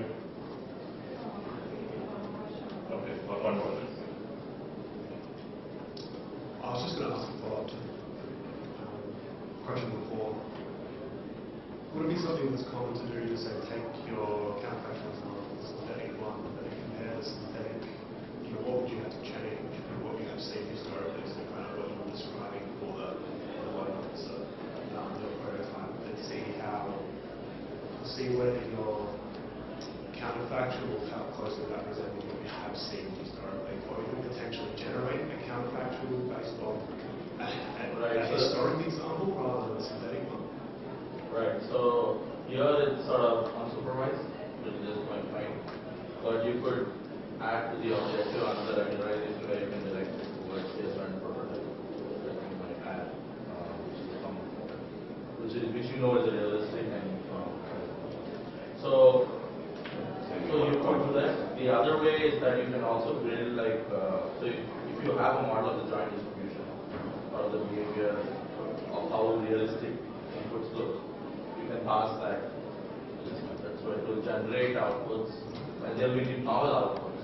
They won't be something with just selection things like that, but which will sort of respect those constraints. If you are autoencoder or some other model. Okay. I guess let's start the second part of the tutorial. So what we'll do in this part is we'll go through 2 more tutorials. And then we'll do a summary and then talk about future directions in explainability, but mostly related to the toolkit in terms of what other methods would be nice to have and so on and so forth. So the first tutorial is something that I'll take you guys through, and this is a health and lifestyle survey questionnaire tutorial. So the Center for Disease Control in the US conducts every, I think, biannually or so, conducts health questionnaire surveys where they send questionnaires to 5,000 odd randomly selected people, and they have to answer these 40 odd questionnaires on all kinds of things. Things like education, alcohol usage, drug usage, other things like income, your sort of early childhood behavior, and so on and so forth. So there's a bunch of things that they collect data on, and which they use for different kinds of things, like for coming up with new public policy decisions for healthcare, and so on and so forth. So for the purposes of this tutorial, what I'll show is using the algorithm Protodash, which essentially selects prototypes, how you can get certain insights for cheap. Of course, these need to be validated with more in-depth studies, but it's a nice way of sort of getting sort of direction in terms of what kinds of trends or what kinds of experiments might be interesting. So the first use of so let me just run the first thing. Again, this is just gives the introduction, and it just also the end part just talks about the benefits of using Protodash, say against k-medioids or some other kind of method which can select prototypes. And one of the key differences is that besides matching the distribution of the data, it also tries to select diverse set of examples which cover the space. And also, I guess one additional property is also that it also learns weights, sort of learns weights of different programs. So let me run this cell. Then this is just again loading stuff. Let's load the CDC datasets. Again, like mentioned in the previous tutorials, we don't provide the datasets themselves through our toolkit for legal and other reasons, but we have all the information there as to how you can get this. So these are freely available public data sets. So this is just loading these 40 data sets. So the first study is very simple. This is just to sort of get a feel for the algorithm. So let's look at particular questionnaire. So this is among the 40 questionnaires, this is the income questionnaire that we are looking at. And so what you see is basically the income questionnaire is sort of designed in this way, where you have around 10, I guess 15 odd questions, and each of the questions has the following semantics. And the main thing I think you need to remember in terms of once we go through the prototypes is 1 means yes and 2 means no, and then the others mean some other category. But 1 is yes and 2 is no. That's kind of important. And as you can see, there are different kinds of questions here in terms of monthly family income and all kinds of stuff in terms of previous income as well as potential income. Let me run this cell again. So once you run this cell, so what this is doing is just showing a few candidates from this data set that is essentially the algorithm will look at and will select. So just so you can see that there are a lot of 1s and 2s, and like I said, 1 is yes and 2 is no. So it just gives you an idea of what kind of data is there. Now let us look at more, just to get, so the first part is just about getting a feel. So let's look at sort of distribution of different questions that are there.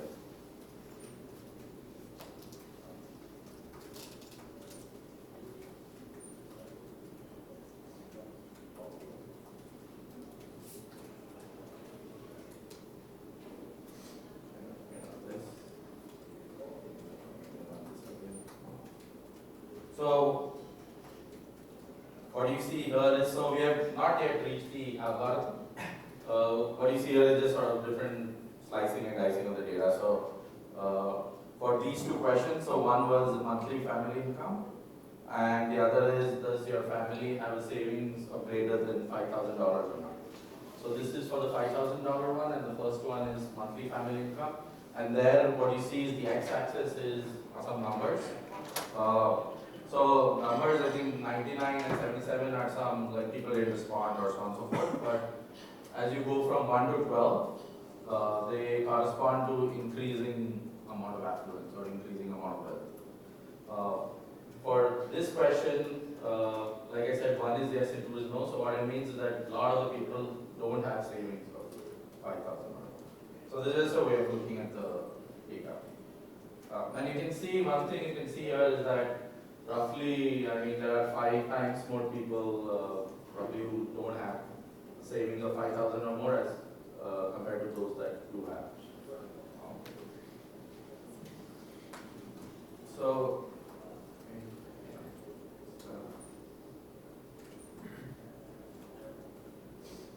let's now do the first study using the algorithm, and this is just a way of, so what we're going to do in the first study is very simple. We're going to take the income questionnaire and essentially tell the proto-dash algorithm to select certain prototypical examples, 10.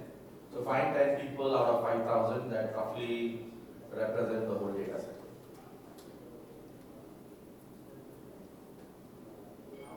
Okay, so here what you see is basically it's just essentially loading the data set. Then we are removing nans, where it says is nan, we are removing nans, and then since these are questions with either answers of 1, that is yes, no, and so on and so forth, it's categorical data, so we are doing one hot encoding of the data. And then this is probably the most important part, where we are actually calling the proto-dash explainer.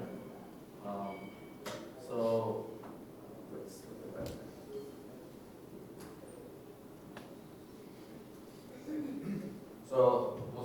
So this is the most important part in terms of the explanation method. So what it's saying is, so there are 3 parameters.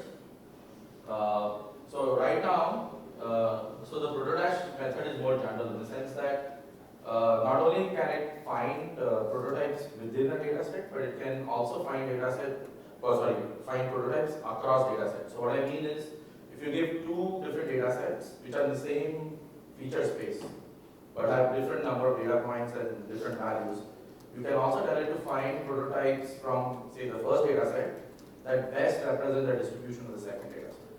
So it's not just that but in this case, since we just want to find prototypes from a single data set, we are passing the same one hot encoded vector to both. So the first 2 parameters in this call are the same because we just want to find essentially from the same data set, and we want to find 10 in this case. So that's why those are the same, but they don't necessarily have to be the same. And this aspect can be very useful. Actually, we have used it for cases where your data sets are very imbalanced. So for example, say if you wanted to, say you're an Amazon employee, for example, and say you wanted to build a model for recommendation, say for Amazon Prime customers. But now you have this huge other data set of just Amazon customers, which is much, much larger than just Amazon Prime customers. And you don't want to throw away that data. Now if you just train a model on everything, it actually doesn't work. Because there's so much bias in terms of having so many more non-Amazon Prime customers, the model won't do well on just Amazon Prime customers. So usually what typically people do is, in such cases, is that they'll randomly sample the population that is roughly the same size as your Amazon Prime, and then train a model on this bigger data set, and that usually gives best results. So in such cases, actually we have tried this. You can use a method like protodash, where rather than randomly sampling, you can basically tell it to select points that are very similar to your Amazon Prime customer sort of profiles from the non-Amazon Prime customers, and then build models. So it could be used in that fashion. But in this case, so let's select 10 prototypes. Okay, so let's run. And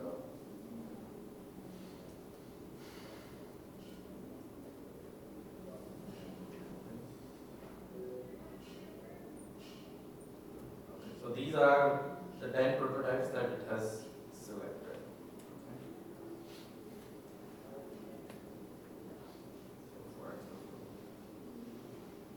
So the top row is just the IDs, these are just IDs from the data set, and then each of them have a sequence number, each of the people that took the survey, and then the other essentially values that you see are just features or questions that were there in the data set. And you can see that there are lots of ones and twos, where one is yes and two is no. And actually, if you closely examine this data set, the selected prototypes, you will notice certain trends. So one of the trends that you will notice is that, like we saw before, that the number of people that didn't have savings of more than 5,000 was roughly 5 times more than the number of people that did. So if you look at the prototypes, you will see similar distributions recovering. So you'll see that the prototypes, if you look at the features, there are essentially these 10 prototypes. You'll find that this relationship will be maintained. So these are sort of quick spot checks in terms of seeing that that the prototypes that have been selected are actually representative or not of the distribution. So you can, I mean, it's hard for me to do it right now, but if you look more closely, you'll find essentially that most points will respect sort of these statistics. But since it is also trying to get diverse points, it will also pick certain sort of outlying points. Like for example, like you can see this row with a lot of blues and so on. So that's basically just to show that you can have a data set and you can use this to essentially sub-select points. The other interesting thing is, if you look at the IDs, right? So keep in mind these IDs. So say 8, 132, whatever, 690, 1475. So let me just do one change. So instead of 10, here let me put 5 for example. And let me run this.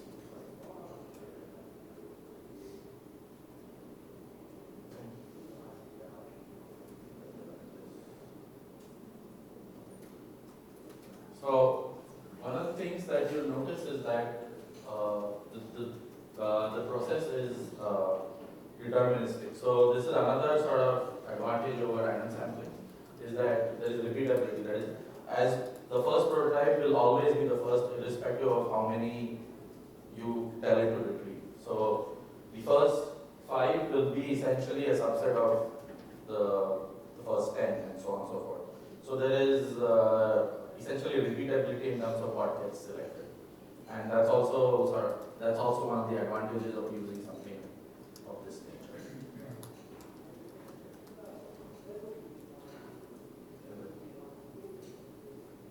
Yes. Now the second questionnaire was the second study was kind of interesting. Well, we were trying to see if we could get essentially some, like I said, quick insights just based on analyzing these questionnaires. And so we have essentially 40 data sets, and in this setting, what we're trying to see is if I take these 40 data sets and I find prototypes for each of these 40 data sets, how well do prototypes for one data set or one questionnaire represent some other questionnaire? Because what we could do with that is that besides distilling out sort of interesting relationships, even the CDC could also sort of prioritize questionnaires, saying that if I had answers for these 10, they already tell me a lot of the remaining 30 or 35. And so you can also get much higher quality data rather than just randomly prioritizing essentially questionnaires and so on and so forth. So here again, we are basically going to, what we're going to do is we are going to iterate through each of those 40 data sets, and it's actually running and it's trying to select prototypes from each of these 40 data sets.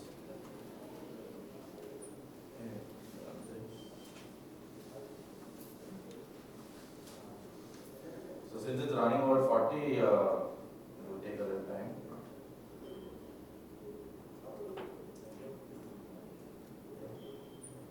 But so what we're trying to do here is I'm giving you one example of, for the income questionnaire, we are trying to see which other questionnaires are most representative of income. And in the sense that if I had answers for those other questionnaires, I would already know a lot about the income question. In the sense that if you have a certain set of people that are representative of the income questionnaire, are there, if I find the set of people representative of some other questionnaire, how well do they approximate these prototypes for the income question? And what you see is that you get this list. So this is a sorted list of the other 39 questionnaires. So this should be 39. So these also represent the type of questionnaires that are there. And what we're seeing is that what this is saying is, if I take prototypes from early childhood and evaluate my objective for income, how well do these prototypes actually, how well do these people actually represent the income question? And one of the interesting sort of insights that came out of this is that, so you can see that early childhood, it says, affects income the most. And there was actually a recent study a few years back, I think published in Nature or Science, one of these top journals, which said that there was an article, there was a New York Times article which says poor at 20, poor for life, which basically spoke about, there was this study where they studied a lot of people and their progression through life, and they found out that social mobility in the 2000s has basically reduced significantly. In the sense that if you are sort of raised in a poor background, there's a very high chance that you will not be able to come out of it. So it was interesting that just looking at the questionnaires, if you look, obviously like I said, this is not that if you get this early childhood as your answer that you should just go and publish and say that this is a sort of deterministic, but at least it gives you a direction in which you could carry out further studies. And this kind of insight was derived really cheaply, right? Because you just had these questionnaires, you just ran an algorithm and there were some other also very interesting insights that came out similarly by fitting other questionnaires. So I think there was this other case which is not part of this tutorial, but where you can actually try it out. Yes, so there was this demographic questionnaire, and it fit very well to other questionnaires which were sort of related to stress or bad heart condition and so on and so forth. And it turned out that if you looked at the prototypes of this demographic questionnaire, the type of people it selected were mostly white Americans with low education or sort of not much education. And this also was consistent with another study which said that there has been an increasing sort of rise in death toll among a lot of uneducated white Americans because of lack of jobs and so on and so forth. So the point is that this kind of method can help you sort of quickly, has the potential to sort of give you insights which might encourage you to do further investigations.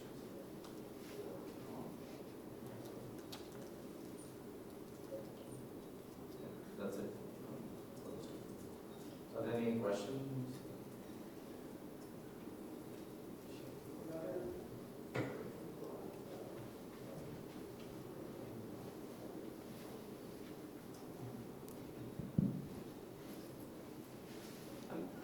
In thinking about the selection of prototypes, can you say more about the trade-off between a set of prototypes that where each individually is best representative of the distribution, as opposed to the collective being representative of the distribution, and how to think about how much sort of outliers or minority groups are weighed. And so I guess the way I was thinking about this is, suppose there are 99 women and 1 man.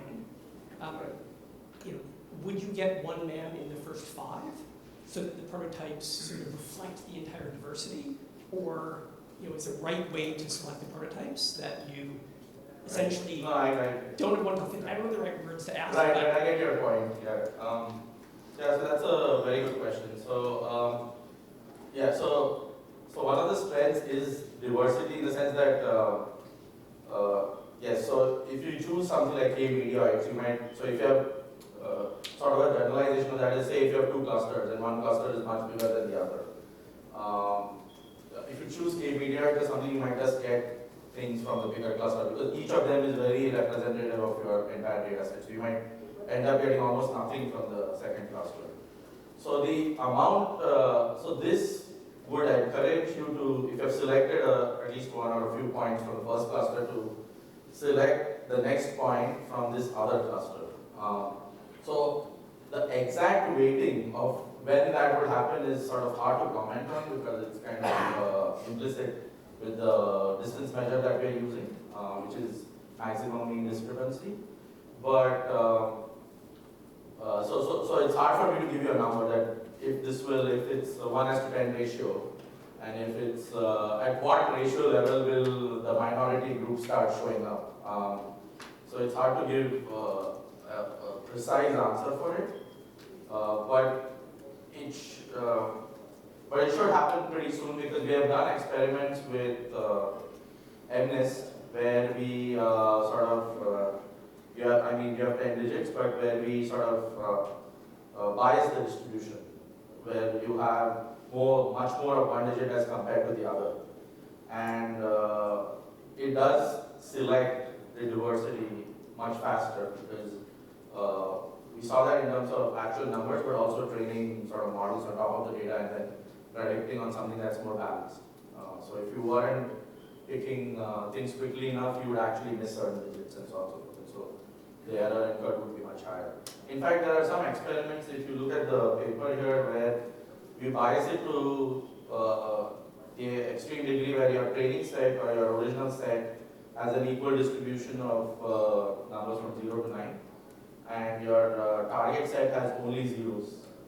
And then we see this capability of are we actually selecting things from the first data set that best represent the second, and you see that you get zeros written in different ways showing up as opposed to just the same kind of zero or other digits which should not show up because we just want zero.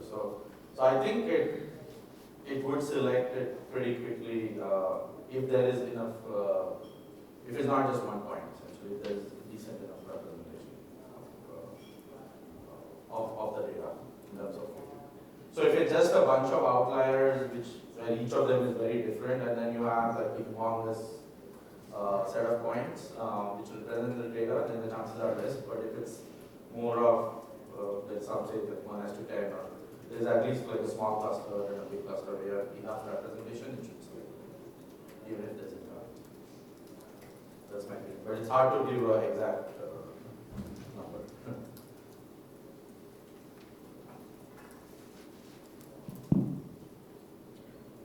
Yeah, sorry, I missed the first part of the tutorial, so maybe you've covered this. So in selecting these prototypes, do you take the model's behavior into account? So in this use case, it's unsupervised, so there is no model. I see. But in the previous tutorial that Dennis gave, so there was a model, and then we were considering the outputs of the model in terms of selecting these prototypes. So it was a function of the model that was being used. It was a function, I see. Yes. Yeah, in the first part, we were finding prototypes of basically examples in the training data that were most similar to a given test example. And that similarity is in the... So there are different ways. So I think one way is if you know the class of the test point, you can just restrict to select from the training set things that belong there. But the distance function, so you can use any kernel function, and you can change the weighting for the attribute. So there is a way to control for if you want, say for example, the output to be the most important thing, right? So you can engineer essentially the distance function that's there. So it's not a fixed thing that you have to use. Have you thought about sort of marrying this prototype idea with the typical attribution-based explanations like Shapley values and all? And so where one could think about phrasing it as, find me prototypes such that I can span a variety of attributions, in the sense that, like, you don't want to pick 2 points that have similar model attributions because they're sort of representing the same logic. Same part. Yeah, I see what you're saying. So is there a way to plug that into the distance metric somehow, that you also have to be diverse in this attribution space? Does this, I'm just trying yeah, to see if the idea has any merit. Yeah. I mean, I think if you define the distance function at the, because if I understand your question correctly, what you're saying is basically, so say if it's, let's just take a specific example. So say it's face images, right? Yeah. So, I mean, if a person is whatever smiling, if I'm just showing different parts of the mouth, or maybe there's another method which shows the mouth but then shows maybe, that's the high right. cheekbones. That's right. So, so I think one way you could do that here is if the vector you pass is itself at that representation level. So if you pass like smile as one feature, like cheekbones as, so you could build attribute classifiers, for example. There are ways to do that. And then you could, if you pass that as input, then if the data set has points in that sort of representation, then you would select and you pass. So the thing here is, besides data points, if you just transpose the matrix, right? Yeah. It just, the features will become data points. So you can select diverse features that represent some concept. So I think you can do it. I see. But I think it's not that if you just give the representation in some feature space that is like at pixel level, it's going to automatically figure out that, oh, these pixels are sort of represent a different concept than these other pixels. So it will have to be, but it gives you the flexibility that if you represent and if you define the right distance function, it should be able to do that. That's the.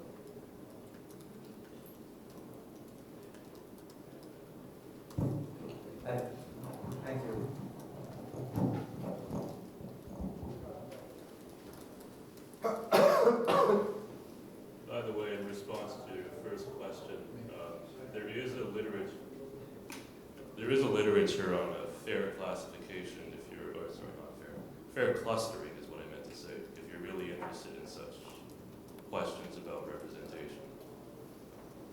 There's also a paper by Nishit Vishnu, I think, on fair and diverse sampling, which is very similar.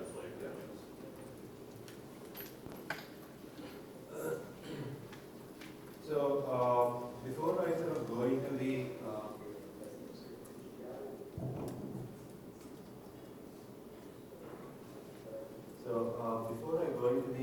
next tutorial, so this is a tutorial related to clinical medicine and endoscopy.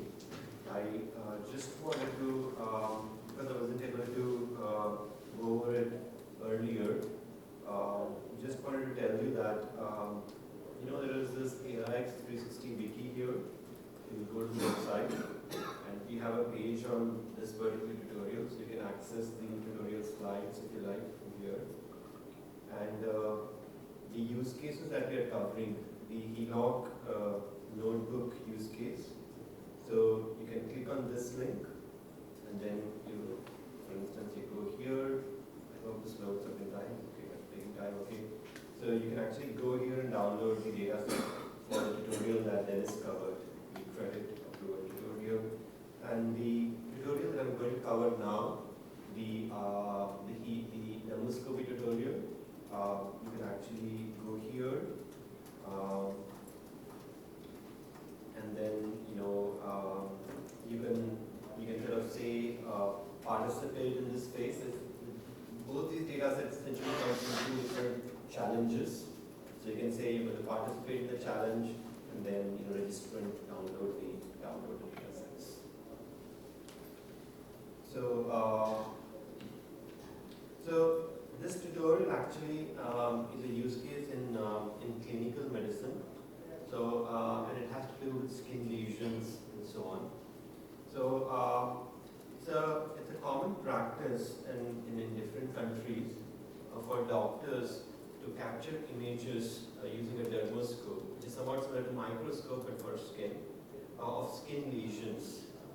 Okay, so you can maybe have, let's say you have a certain lesion and you might go to the doctor because you think it's cancerous and so on.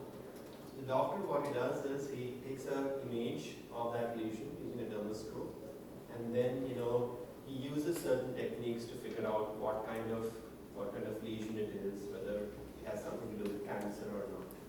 And the data set that is used in this use case, it has these 7 types of skin lesions here. Okay. And so this data set was released in an ISIC challenge. ISIC stands for I think International Skin Imaging Collaboration or Consortium.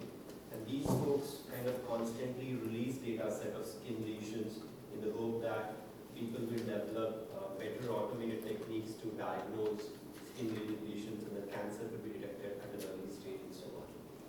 So, so this data set actually has, I think, 10,000 or so images of skin lesions.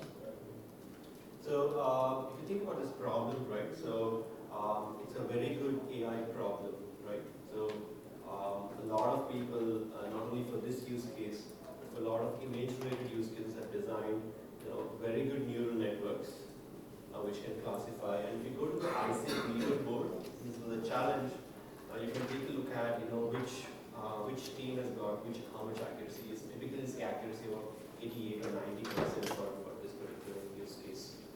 Now, so of course, once you sort of train a neural network, then you have to deal with this interpretability challenge, where if you deploy this model at a doctor, at a clinic, both the patient as well as the doctor are wondering why the AI model has classified the image into a certain lesion category. And if you remember the slides that Amit was presenting earlier, he was talking about the saliency map. So that was one explanation here. So it highlights images where the model is paying attention. Or even if you take a look at Liao and Chen, they would highlight images, highlight pixels in this image where the model is paying most attention. But that explanation doesn't look kind of sufficient for a doctor, right? I mean, so you have different skin lesion types.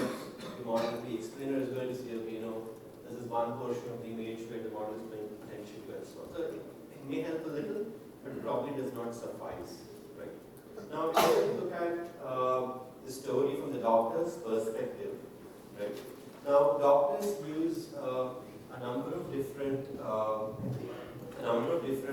manual algorithms to figure out if a patient has skin lesion. And one such algorithm is called as an ABCD rule. It stands for asymmetry, border, color, and diameter. Okay?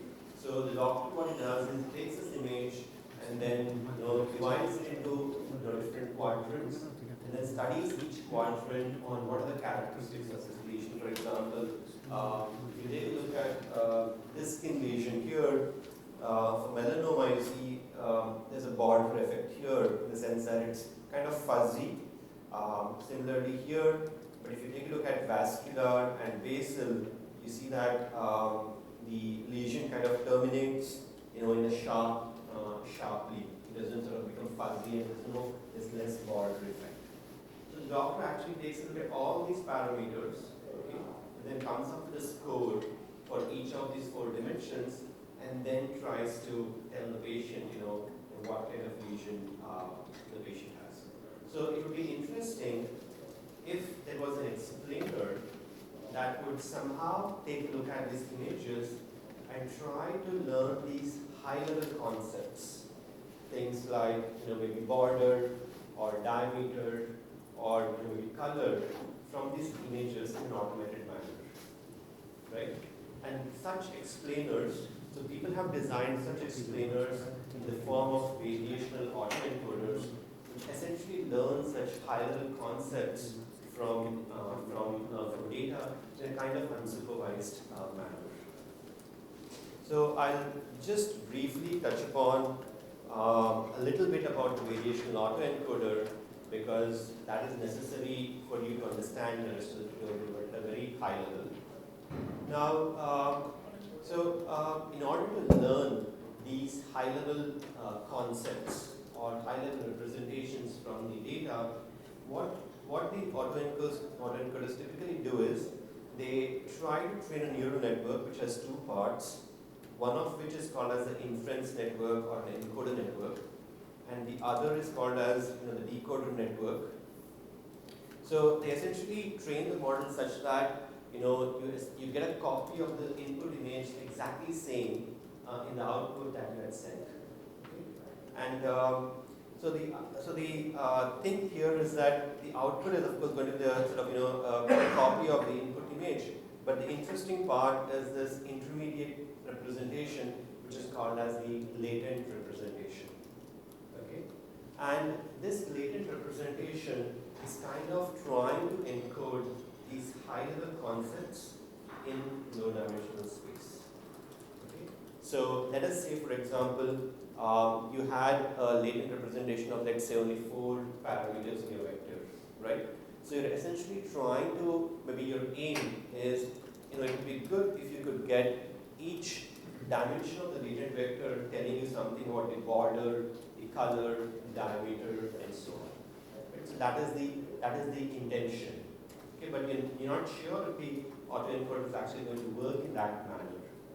Now, one thing that people do here is that they use certain regularization parameters which try to make this autoencoder behave in a manner where each dimension is independent of the other. And that representation is called as a disentangled representation. Okay? So if you're talking about, let's say, the ABCD high-level concepts, what you want is you don't want a representation where your diameter and color are together in one parameter. You want your diameter to be a separate parameter, you want the color to be another independent parameter, and so on. Right? Now, this representation is very interesting because you can feed in your images and then get this intermediate representation, and you can use this for further modeling. You can use this to train a random forest. Let's say if you train even a linear classifier, because you've come up with a representation of interpretable features with respect to the doctor, right? So you can actually get your feature importances based on these high-level concepts. So that is the benefit of having these representational learners. Okay? And the algorithm called as DIPQAE, which is sort of shown in this particular use case, essentially learns these high-level concepts, this disentangled representation. Okay? So with that background, I'll just go over this tutorial, okay, to kind of show you what kind of dimensions the DIPQAE explainer has actually learned, and you can run this tutorial and check if you think that the intermediate representation, the Z that the algorithm, the explainer tries to come up with, if that really encapsulates these independent concepts or not. Okay? So in the first step, you essentially load the data set. So if you kind of want to run this tutorial, the first thing is you have to sort of point this particular folder to the data set that you downloaded. So the ISIC data set that I was mentioning here still hasn't loaded, unfortunately. So so it contains actually two files. One is the ground truth and the other is the images. So both those folders need to be in this particular where we downloaded that. And then we have a class that we've written called as the ISIC data set that actually loads this into a torch object.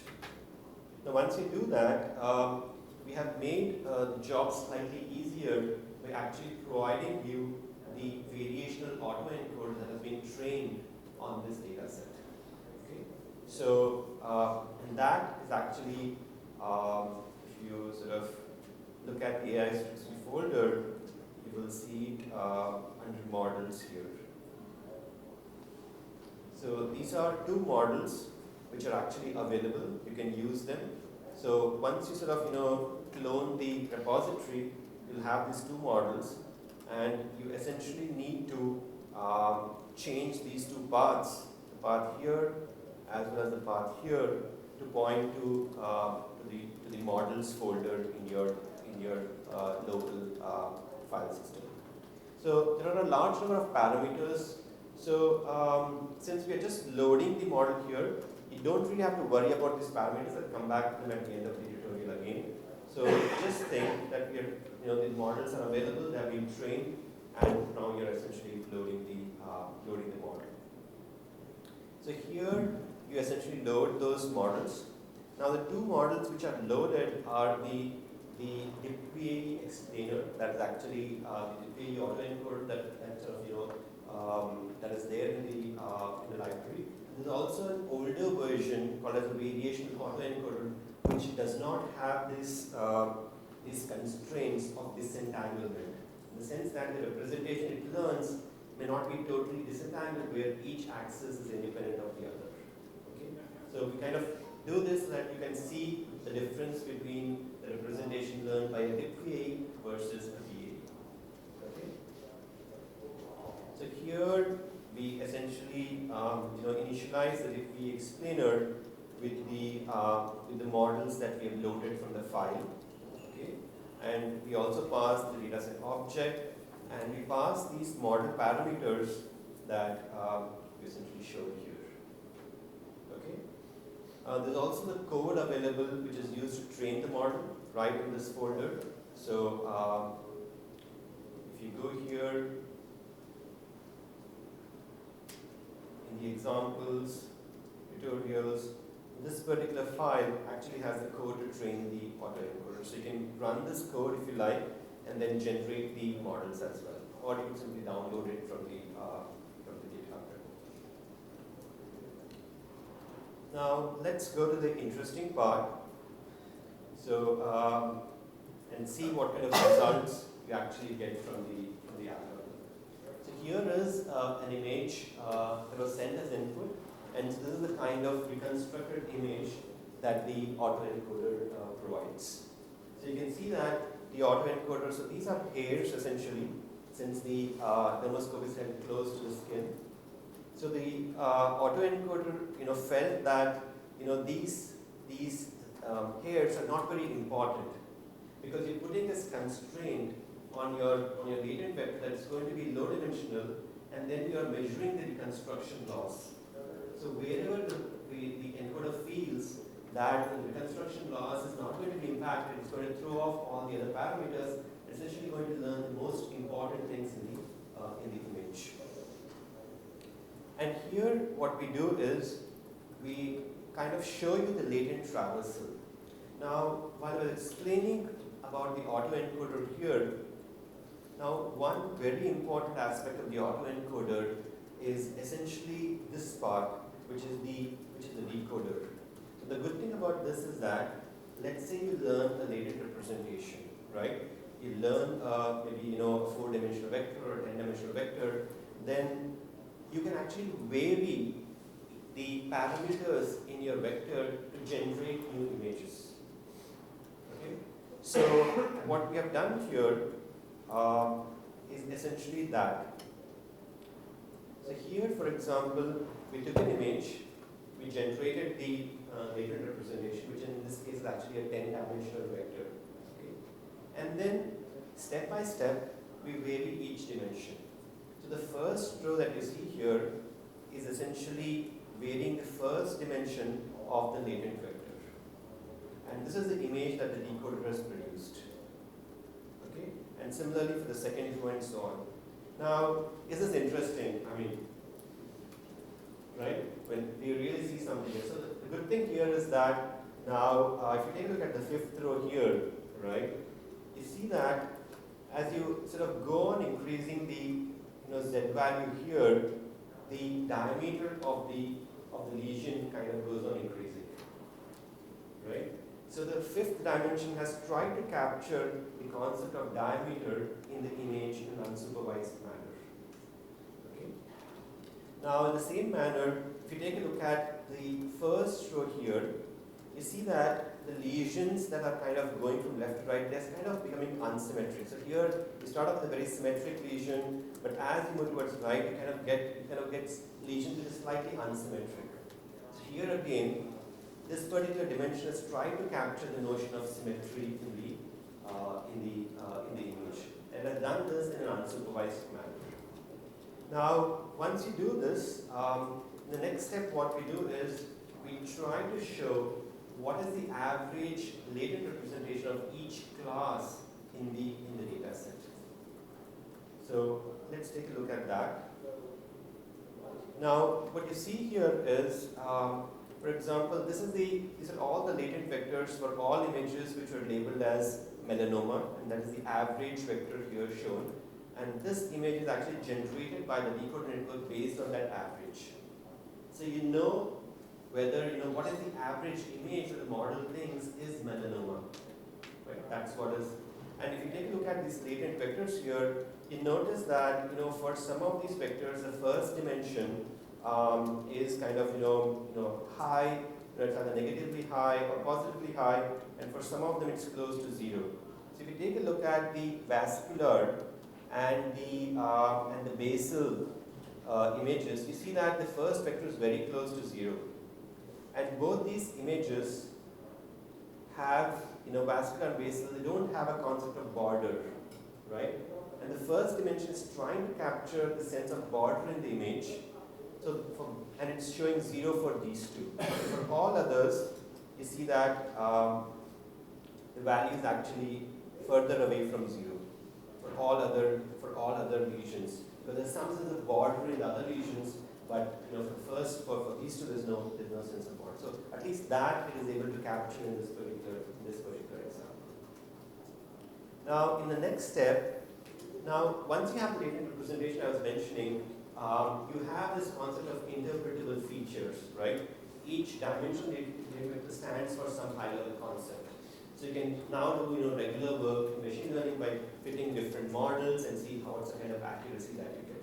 So here we are training a random forest based on the latent vectors instead of the original images, and then seeing what kind of accuracy we get, and that really helps you in interpreting the performance of the model. So here we've essentially taken the we're training a random forest, And here we are seeing the kind of the latent representations of images in the test set, but which are labeled with the original labels. Okay? So here you kind of see the average image for each of these classes, but here you're kind of seeing the average image for the model predictions themselves, right? And what you notice is that the random forest is unable to classify these two classes based on the latent representations, but these are the average images that the random forest has learned for different pigmented, for different lesion types. So a doctor could maybe take a look at, let's say you provided a model to a doctor, you could also provide this particular information. The doctor can see, okay, you know what, this is the type of image that the model thinks is, urban lesion, right? Or this is the type of image that the model thinks is belongs to pigmented. And the doctor can tell you, okay, is this model good, or is this model sufficient, and so on. And you know how, what characteristic each dimension is trying to capture in the latent space. So that is the benefit of having this representation. So here again, we train a logistic regression classifier, and the good thing about this class of logistic regression is that you get a probability for each image belonging to a certain class. And then you could sort of, do interesting things like, compute what is the average image for different probability values. So here we have tried to show that. So, for instance, in case of melanoma, this is the image. This is the average of those images where the model has classified it as melanoma with very high probability, right? So how is the model thinking about each of these images? So similarly here, you can take a look at Newvis. What the model thinks is Newvis with very high probability, and because the features themselves are now interpretable, you kind of you can also try to maybe fit even if you use other explainability tools, you're essentially going to get feature models based on these interpretable features. So that is essentially the tutorial that we had on dermoscopy and on representation learning. So this is an algorithm called as FAccT, and we have a paper here that you can take a look at below, right? So this is the paper that you can take a look at, and there's another representation learner called as beta VA, which is quite popular in the literature, and in the paper you also have a comparison of both those representation learners. So any questions on this tutorial?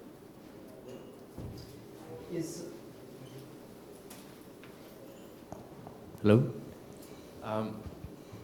Is there, if you wanted to explain one particular instance, so this is kind of to explain how the model is thinking and give some intuition about whether or not it's looking at the right things. But if you wanted to use this type of approach for explaining or giving some input to the practitioner about a particular instance, would you see any application? How would you translate that to that context? Yeah, because so the idea of representation learning is that you try to learn interpretable features. So you got all your images, you learn the representations for each of these images. Okay? And once you do that, the next step is you can train any classifier you like. Okay? And then you can use regular techniques like Line, SHAP, or CEM, etc. But the good thing now is that you're going to get explanations for individual instances, maybe say, on individual interpretable features and not on the pixels. So if someone told you, for example, let's say, increase this pixel, I'm paying more attention to this pixel versus that pixel, that is probably less interpretable for a doctor. But on the other hand, if an explainer told you that maybe, I'm paying more attention to the border in this particular image, based on the representation, that is more useful. So you can fit in any local explainability model once you train your model, even if you're a neural network on your representation that you've learned. Yeah, and in general, once you learn these representations, people generally fit very simple models because you already trained a neural network to get those features. So you just fit a linear classifier, like you fit logistic, which is anyway globally interpretable. So you don't need any proxy methods for.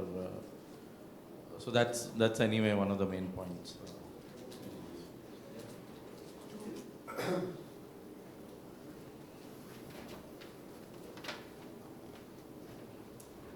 Interpret the representations, though you will do it via the pixels, right? Like the hidden layer representations on what they really mean, like they're capturing. Yeah, so you need manual input to Yeah. label the. So once you kind of learn your representation, so here, for example, the fact that maybe this dimension captures the notion of diameter, right? This is something that's done manually, right? So this is something that we think it is doing it, right? So this is something we're doing manually. So the high level, so depending on you may have to experiment with different regularizers and get your latent representation and then check whether the representation is actually learning meaningful high-level concepts, which may be related to a specific domain. So in this particular case, you could think of another algorithm the doctors use, which might not be based on the ABCD rule, but something else, right? And there, to see if the representation that you have learned are actually useful for, even in that case, you do need to have this investigative step where you would figure out, what are the high-level concepts that the autoencoder has really learned in the. So when you build a logistic model, let's say on this, and when you surface the explanation, so you would basically say that like dimension 15, which our investigation says is corresponding to diameter, has this much blame. Yeah. So it would be in terms of what the investigation. Yeah, it would be in terms of what the latent features mean, right? So you would pass the latent vector, and you would get alignment shaft for each dimension in your latent for your latent vector, because that's the input you're passing to a model which you're interpreting using alignment shaft. How sensitive is the interpretation of the latent space to your data set? I don't know actually. I don't know how to answer that question. But in this particular, so this was actually, this was trained on a data set where you have this 10,000 images and so on, and we had used a couple of parameters here, okay? And so there are sort of rule of thumb of how you're going to use different regularizers. So in DeepVA, you need two important parameters are how do you weigh the diagonal and off-diagonal elements, because you're trying to come up with a representation which based on the covariance matrix where off-diagonal elements are as close to 0 as possible. Okay, so there are, so based on what experimentation has been done, there are some rule of thumb on how you're going to use these regularizers for different data sets. Okay. So one rule of thumb is to have a factor between these two parameters which is kind of the same. Okay. So that's how it has been done, and this is typically for most, even for beta B, etc. Right. So you need to get, by experimenting on different data sets, you got a sense of what kind of beta value you need to have there. And here you need to have like what are the diagonal, off diagonal weights you're going to use for the data sets. I mean, as you increase the weight of the diagonal edges, it will smoothen out. So you lose details. So if you think it's noisy, it will basically more equally weighted there, because it's just trying to reconstruct essentially. So the more you focus on independence, the less it will reconstruct. So there are two competing objectives here. So you'll have to play around with your data set to see what's the. So the disentanglement will at least make sure that they are non-overlapping, or if there is some independence thing that will give you. But then, if you have too many, then interpretability will go down in the sense that there may be these artifacts that may not correspond to anything. Exactly. Yeah. So that's why you have to play around to see what you may have to play around and how much correlation. And what's the size of your latent dimension, right? Let's say if we've chosen 10 here, and we were actually looking only for 4, right, to start off with. And so you have to play around with the dimension. Yeah. And depending on, and you'd also need to play around with things like, whether with that dimensional space, you're getting good reconstructions out. So in this case, if you actually downscale the image sizes to 128 cross 128, okay, and using a latent dimension of 10, if you probably had the original image sizes, right, you may have to change those factors.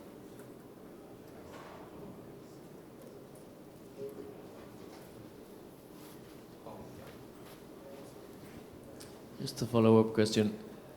In the end, you also care about accuracy of the final classifier, right? So would you use the final classifier on the reconstructed image or on Z? No, so the way it works is you just pass the original till the Z, and then you train the classifier on the Z. On the Z, yeah. So reconstruction, the second part doesn't matter. Okay.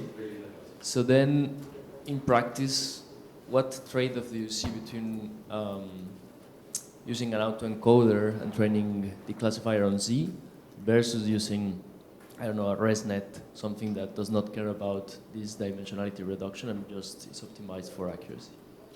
Yeah, so I guess it's like a dataset dependent question, right? Yeah. Like how much data build up. Because if you have the ResNet, you won't get the explanations. Exactly. So I think it just depends like what trade-off you want. Because if you increase the Z dimension, you will essentially approach your ResNet. Yes, so my question is, in your experience, for instance, in this data set, how much accuracy loss did you have by using a Z of dimensionality 10? So, so in this particular data set, the accuracy that you get in random forest classifier is typically around close to 70%, but if you go with the real neural network that was trained using the original images, right? It was in the leaderboard of ISIC challenge, you see accuracy about 88%. Exactly. So it was a big loss in accuracy. But we only tested with dimension of 10 right now. Okay, and we downscaled the images to 128 cross 128. So training your data representation for a large image set will take a pretty long time, and so it's a good amount of effort to check that. So that's a good next step to try out with this tutorial. I think the point of this thing was not like to beat the, like to get state-of-the-art results. So, yeah, so I mean, it may be possible to get better results. It was mostly to just show that you can actually do some interpretability. Yeah. Yeah. The motivation of the question is, of course, there are two objectives here. One is interpretability and the other one is accuracy, right? So how does this do trade-off? Yeah. More questions? So another, this may be a stupid idea. So you said that you don't use the second half of it because once you have the latent space, you build the model and then you attribute or explain that. So let's say you build a logistic model and you got some feature weights, or you build, let's say, a nonlinear model and you did a sharp or something and you got attributions. So can you then scale the Z, the components of Z in proportion to the attributions and feed it down the decoder? Would that image be meaningful? It's like a mental image of the model. Like how exactly, yeah. In fact, so that's what is done here. That's exactly what is done here in this particular. So these are the images. So this is the mental image of what the random forest is learning. Yeah. So, but here we're not scaling it based on the attributes like you mentioned. We're taking the average latents of all the images that the model think belong to this class, a certain class. That's a more global thing. Well, you could do a per image thing also. Yeah, you could do a per image. How has the reception been for like when you run this by doctors and like are they able to grok it? So we are yet to do that step. This was this challenge that was taken and showcased the tutorial. But yes, it's a good next step. And if there are any people in the medical domain, one of the reasons why we're actually talking in so many conferences is essentially to get feedback from folks and different topics. So in the interest of time, I just want to quickly go over in 2 minutes before I hand over to Dennis about the explainability metrics that we have in this library. So I won't go through this tutorial in detail, but I'll just give you the conceptual idea for these metrics. So let's say you're talking about line or SHAP or any other explainability algorithm that gives you feature importances, right? So it assigns a weight to each feature for the input instance that you're trying to explain. Now, you probably know that Lime actually gets those weights by training another proxy model in that space. So your explanation is actually based on another proxy model and not on your source model, right? Because you're training a proxy model to get the explanation. The explanation is actually, in some sense, best effort or approximate, right? Now, similarly with SHAP, you use some estimation techniques to get your explanations there. So these explanations, and maybe in the future, there's going to be another algorithm that's going to claim that it can give you feature importances, right? Now, how do you assess if the explainability, the explanation given by explainer is really right or not? How do you test that? So this is an important problem because every algorithm will give you a certain explanation, and sometimes you will see that SHAP is better than Lime for some examples, and for some other examples it could be the reverse and so on, right? Now in the toolkit we have two metrics to measure this, which are kind of intuitive. The first metric is this concept called as monotonicity. So if you sort of order your features based on importances, okay, and then you sort of incrementally add these features one by one and see how the performance of the model is increasing. So ideally you should see a monotonic behavior, because the explanation algorithm has told you that this feature is most relevant, this feature is least relevant, and this feature is most relevant. So as you sort of go from left to right, you should see this monotonic behavior. And that is done through the monotonicity metric. So this metric has been implemented in the toolkit. Okay. Now another idea here is that you can take this step one step further, and somewhat similar to what SHAP does. Let us say you order the features based on decreasing order of importances. Now let's say you remove the first feature, the feature with the highest weight, from your sample. Now the performance drop that you're going to see is going to be something. Okay. Now similarly, you take the next feature off from your input instance, and you're going to see a certain performance drop. Now these performance drops that you see must be correlated with the weights of each of these features, and that is measured through the other metric that we have, which is the faithfulness metric, which gives you the correlation between the performance drops and the weights that any explainability algorithm provides. That's another kind of a technique by which you can verify if you're getting good correlation. So here in this tutorial, we essentially take a simple example of the iris data set. You probably already know about it.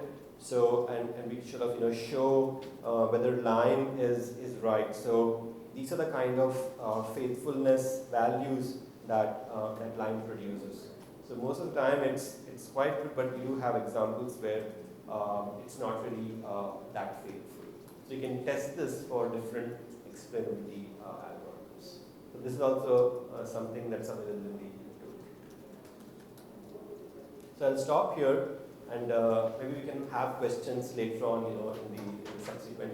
But if there are any short questions, I can probably take it. Okay.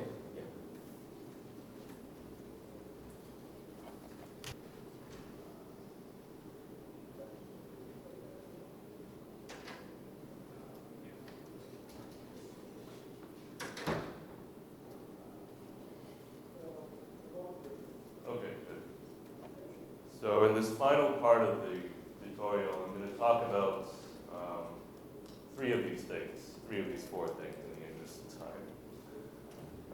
So first, I'll give a summary of the algorithms in the toolkit, and focusing in particular on the ones we haven't yet seen in the use cases. I'll say a couple of things that are mainly directed at algorithm developers, potential contributors. I'm going to skip the part about future directions and the overall field of explainability and concentrate on the future of the AIX 360 toolkit itself.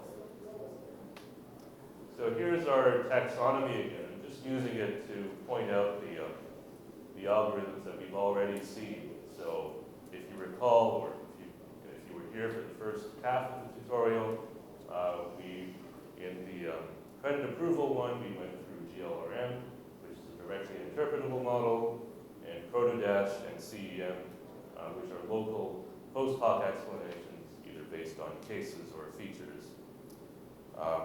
And similarly, in the dermoscopy use case that you just saw, we featured DIPVAE. So I will quickly go through then the remaining four that were contributed by IBM researchers. These are the four highlighted in orange here. As has already been mentioned, we do include line and chat in the toolkit, specifically wrappers around those packages. Since they're so well known and popular, I'm not going to spend time talking about them here. I do want to point out again that, though, that within this taxonomy, the line and chat only occupy one branch, right? Namely the local post hoc feature-based explanation. So it just goes to show that there's a lot more to explainability, at least we think, than just those two algorithms. Okay, so this is CEM MAF. This is the first of the four. And as the name suggests, this is a variant on the contrastive explanations method that you've already seen, particularly suited for complex natural images. Right? So as a reminder, CEM comes up with two things for each example, two sets of features. One of the pertinent positives. So these are features that are present in the example and by themselves are sufficient to give to yield the given classification. And it also produces pertinent negatives. So these are features that are not present, that are absent, but whose addition would cause the classification to change. So where CEM MAF comes in is in doing this addition in a more sophisticated manner, right? And specifically in terms of higher level concepts. So just to illustrate this with an example, here's an original input image that was classified as old, an older person, male, not smiling. Here is the same one, plus some pertinent negatives, whose classification has changed to smiling. Now, a number of things, a number of pertinent negatives have been added to this original input image, and one of them corresponds to this higher level concept of prominent cheekbones. It's probably not big enough for you to see, but the cheekbones in this image are more prominent. And that was a named higher level concept in this data set. Teeth have also been added if you look closely, but for some reason that was not a named concept here, so it doesn't get that label, but if you did have a label of teeth, then presumably it could be here as well. Right, so this example shows kind of the advantages of this MAF method. Not only do you get more realistic output images, this input plus PN, but the PNs themselves, these additions, are often more interpretable. As long as you have these named high-level concepts, you can describe your pertinent negatives, your additions in terms of them. And just briefly, the reason for the name is that the mathematical representation of these concepts is done using something called monotonic attribute functions. You can certainly read the paper if you want to know more about that. So the second method that I'll briefly touch on is, so we're switching gears. This is now a global directly interpretable model, and it's also based on rules. It's called Boolean rules, via column generation, or BRCG for short. And as the name suggests, it learns Boolean rules for binary classification. So the output is restricted to be binary in one of two forms, either DNF, which is an OR of ANDs, or a CNF, which is the reverse, AND of ORs. And this is just a simple example of a DNF that, a toy one really, that might be relevant for the credit approval use case. that we presented earlier. You see it's composed of two clauses, here and here, that are joined by an OR operation, and each one of these clauses is either composed of a single condition or a conjunction, an and, of two or more conditions. So if you, again, were present in the first half of the tutorial, you already saw another rule-based, directly interpretable model produced by the GLRM method. And in many ways, these two methods are complementary, as this table shows. So first, in terms of the model that's produced, GLRM, as the name suggests, gives a generalized Quick point to add, a linear regression maybe the or a company logistic can actually regression assess model. BRCG is restricted to a binary classifier. The way in which the rules are combined is also different. In GLRM, that was through linear combination with weights. Here, as you can see, that it's done with a logical or and operation. Both of these methods produce directly interpretable models. We would say, however, that BRCG is even more so in that the models it produces tend to be particularly simple, with the possible sacrifice of some accuracy. One last thing to say here is that there are some commonalities too, in that both of them aim for interpretability by keeping the rules both few and short in terms of having not too many conditions. So the third one is something we haven't seen yet. This is prof weight, and it's an example of a global post hoc explanation. So this is the case where you have an existing model that is giving your predictions. Say it's some high-performing complex model like the deep neural network, but you'd also like to use a simpler model to give explanations, to provide insight, or maybe because the domain users you're working with prefer it. This simple model could be a decision tree, for example, one of the rule-based models that I just talked about, even a smaller neural network. Right? And the idea here is that we want to transfer information from this more complex model to the simpler one to hopefully improve its performance. And the way prof weight does this, as the name might suggest, is by reweighting the training data. We're going to change the sample weights on the training samples and then retrain this simple model. And in some cases, that does yield better performance than just training it on the original data itself. Last method I'll briefly touch on is called TED. It stands for Teaching Explanations for AI Decisions. As Amit already mentioned, this is kind of an odd child. We found it hard to classify TED. We've called it a local self-explaining method. And the reason for it is that, so the motivation behind TED goes back to one of our main messages that different explanation consumers, because of their different needs, require different types of explanations. And the simple idea behind TED is that, well, if that's the case, why not ask the consumer to teach the system what is a good explanation by providing examples of explanations in the training data, in addition to the normal labeling process. Right? So you get this augmented training data set with both labels and explanations, and from that the system is able to learn, given a new data point consisting of some features, to produce both a label, a Y, and an explanation, an E. So that's all I'll say about TED. Okay, a few words about AIX 360 for developers. And specifically, I'm going to talk about the implementation of all of these algorithms as Python classes and our organization of these classes into a hierarchy. But there's one quick question. Yeah, just quick before we move on to the next section. Just quick before we move on.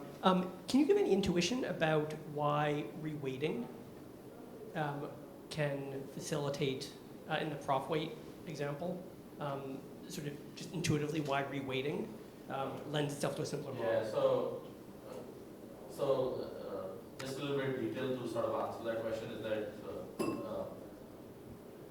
the interesting thing there is the easier examples you actually weigh higher. It's kind of opposite of boosting that you do.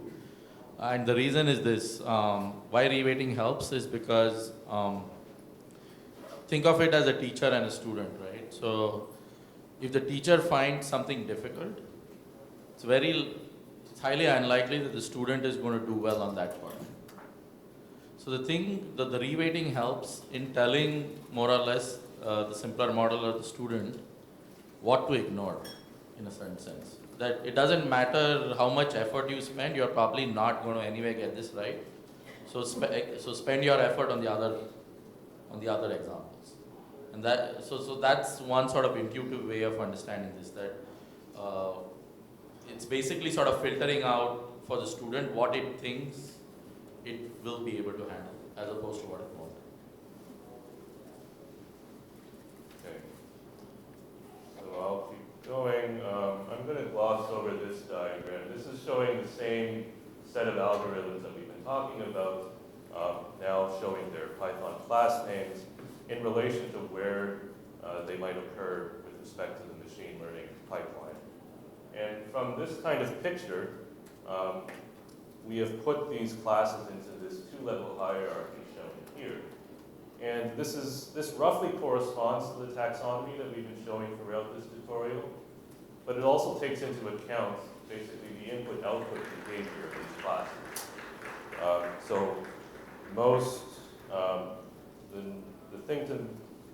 the new thing to mention here is that the post hoc explainers, right, which take a model, an existing model as input, they have been further divided into not only local and global, but also black box BB and white box WB. Right? And that depends on what kind of access they assume for the black box model. In the black box case, that's, as the term suggests, black box access or input output is all you need. In the white box case, it assumes access to the model internals as well. Right? So that's how we have organized things. We haven't attempted to build a further hierarchy on these two levels. You could, of course, do that as well. I'm going to skip this. Okay, so the very last part of our tutorial is about the future of the AIX 360 toolkit itself. And the most important thing I'm going to say here is that the future is really about people like you, right? Not us, you. People who are interested enough to come to a tutorial like this, to learn more about it, potentially to use it, maybe to contribute to it down the line. Right? So, although we at IBM Research, we were the creators of AIX 360, we don't want to be the sole owners, maintainers, contributors in the future. Right? As a reminder, right, this is an open source project. It's not a product that IBM has put out that we're going to maintain control over. It is an open source contribution, and our hope is that we can build a sort of community around it, of both people using it as well as contributing to it. So that's the main thing we want to stress here. If you would like to contribute, we suggest that you do a couple of simple things to let the community know about what you plan to do. The first, if you haven't already, is to join our Slack workspace. It is aix360.slack.com. You can find a link to it from our website, from our tutorial website, any number of places. And just post a message about what you plan to do. We suggest the AIX360 developers channel. Second thing is within the GitHub repository itself, you can create an issue, again, to describe what your plans are so people know what you have in store. Just some ideas, if you do plan to contribute, where we think the most impact could be had. So let's go back to the taxonomy again, and I'm going to talk a little bit about these question marks, right, which are branches that are not yet represented in the toolkit. So clearly, if you contribute something there, it would certainly be valuable, and perhaps the bar for baseline that you would have to compare it to is a lot lower than if you were trying to contribute something in a more populated category. There are a number of visualization techniques out there already that could be readily incorporated, but things like interactive explanations or distribution-based explanations, we don't think there's very much in these spaces, so contribution there would be quite welcome. Another thing is modalities that are missing. So for example, disentangled or interpretable representations for things other than images, or directly interpretable models for things other than tabular data. Third thing that isn't represented in this diagram, but which is also important, is this concept of deep learning or machine learning frameworks. This relates particularly to the post hoc explainers. So right now, the toolkit has good support for Keras models, but it doesn't have support for other frameworks like PyTorch. It would be good to build those out, or even better, to do things in a framework-independent way through some additional abstraction. Even further ideas, so this is a very incomplete wish list that we came up with in the course of early brainstorming on this project. This is not a complete list. It's really limited by the imagination of the three of us. So, don't be offended if your favorite method isn't here, but these are examples of things that, we think might be good to include. Okay, so with that, I'll try to bring this to a close.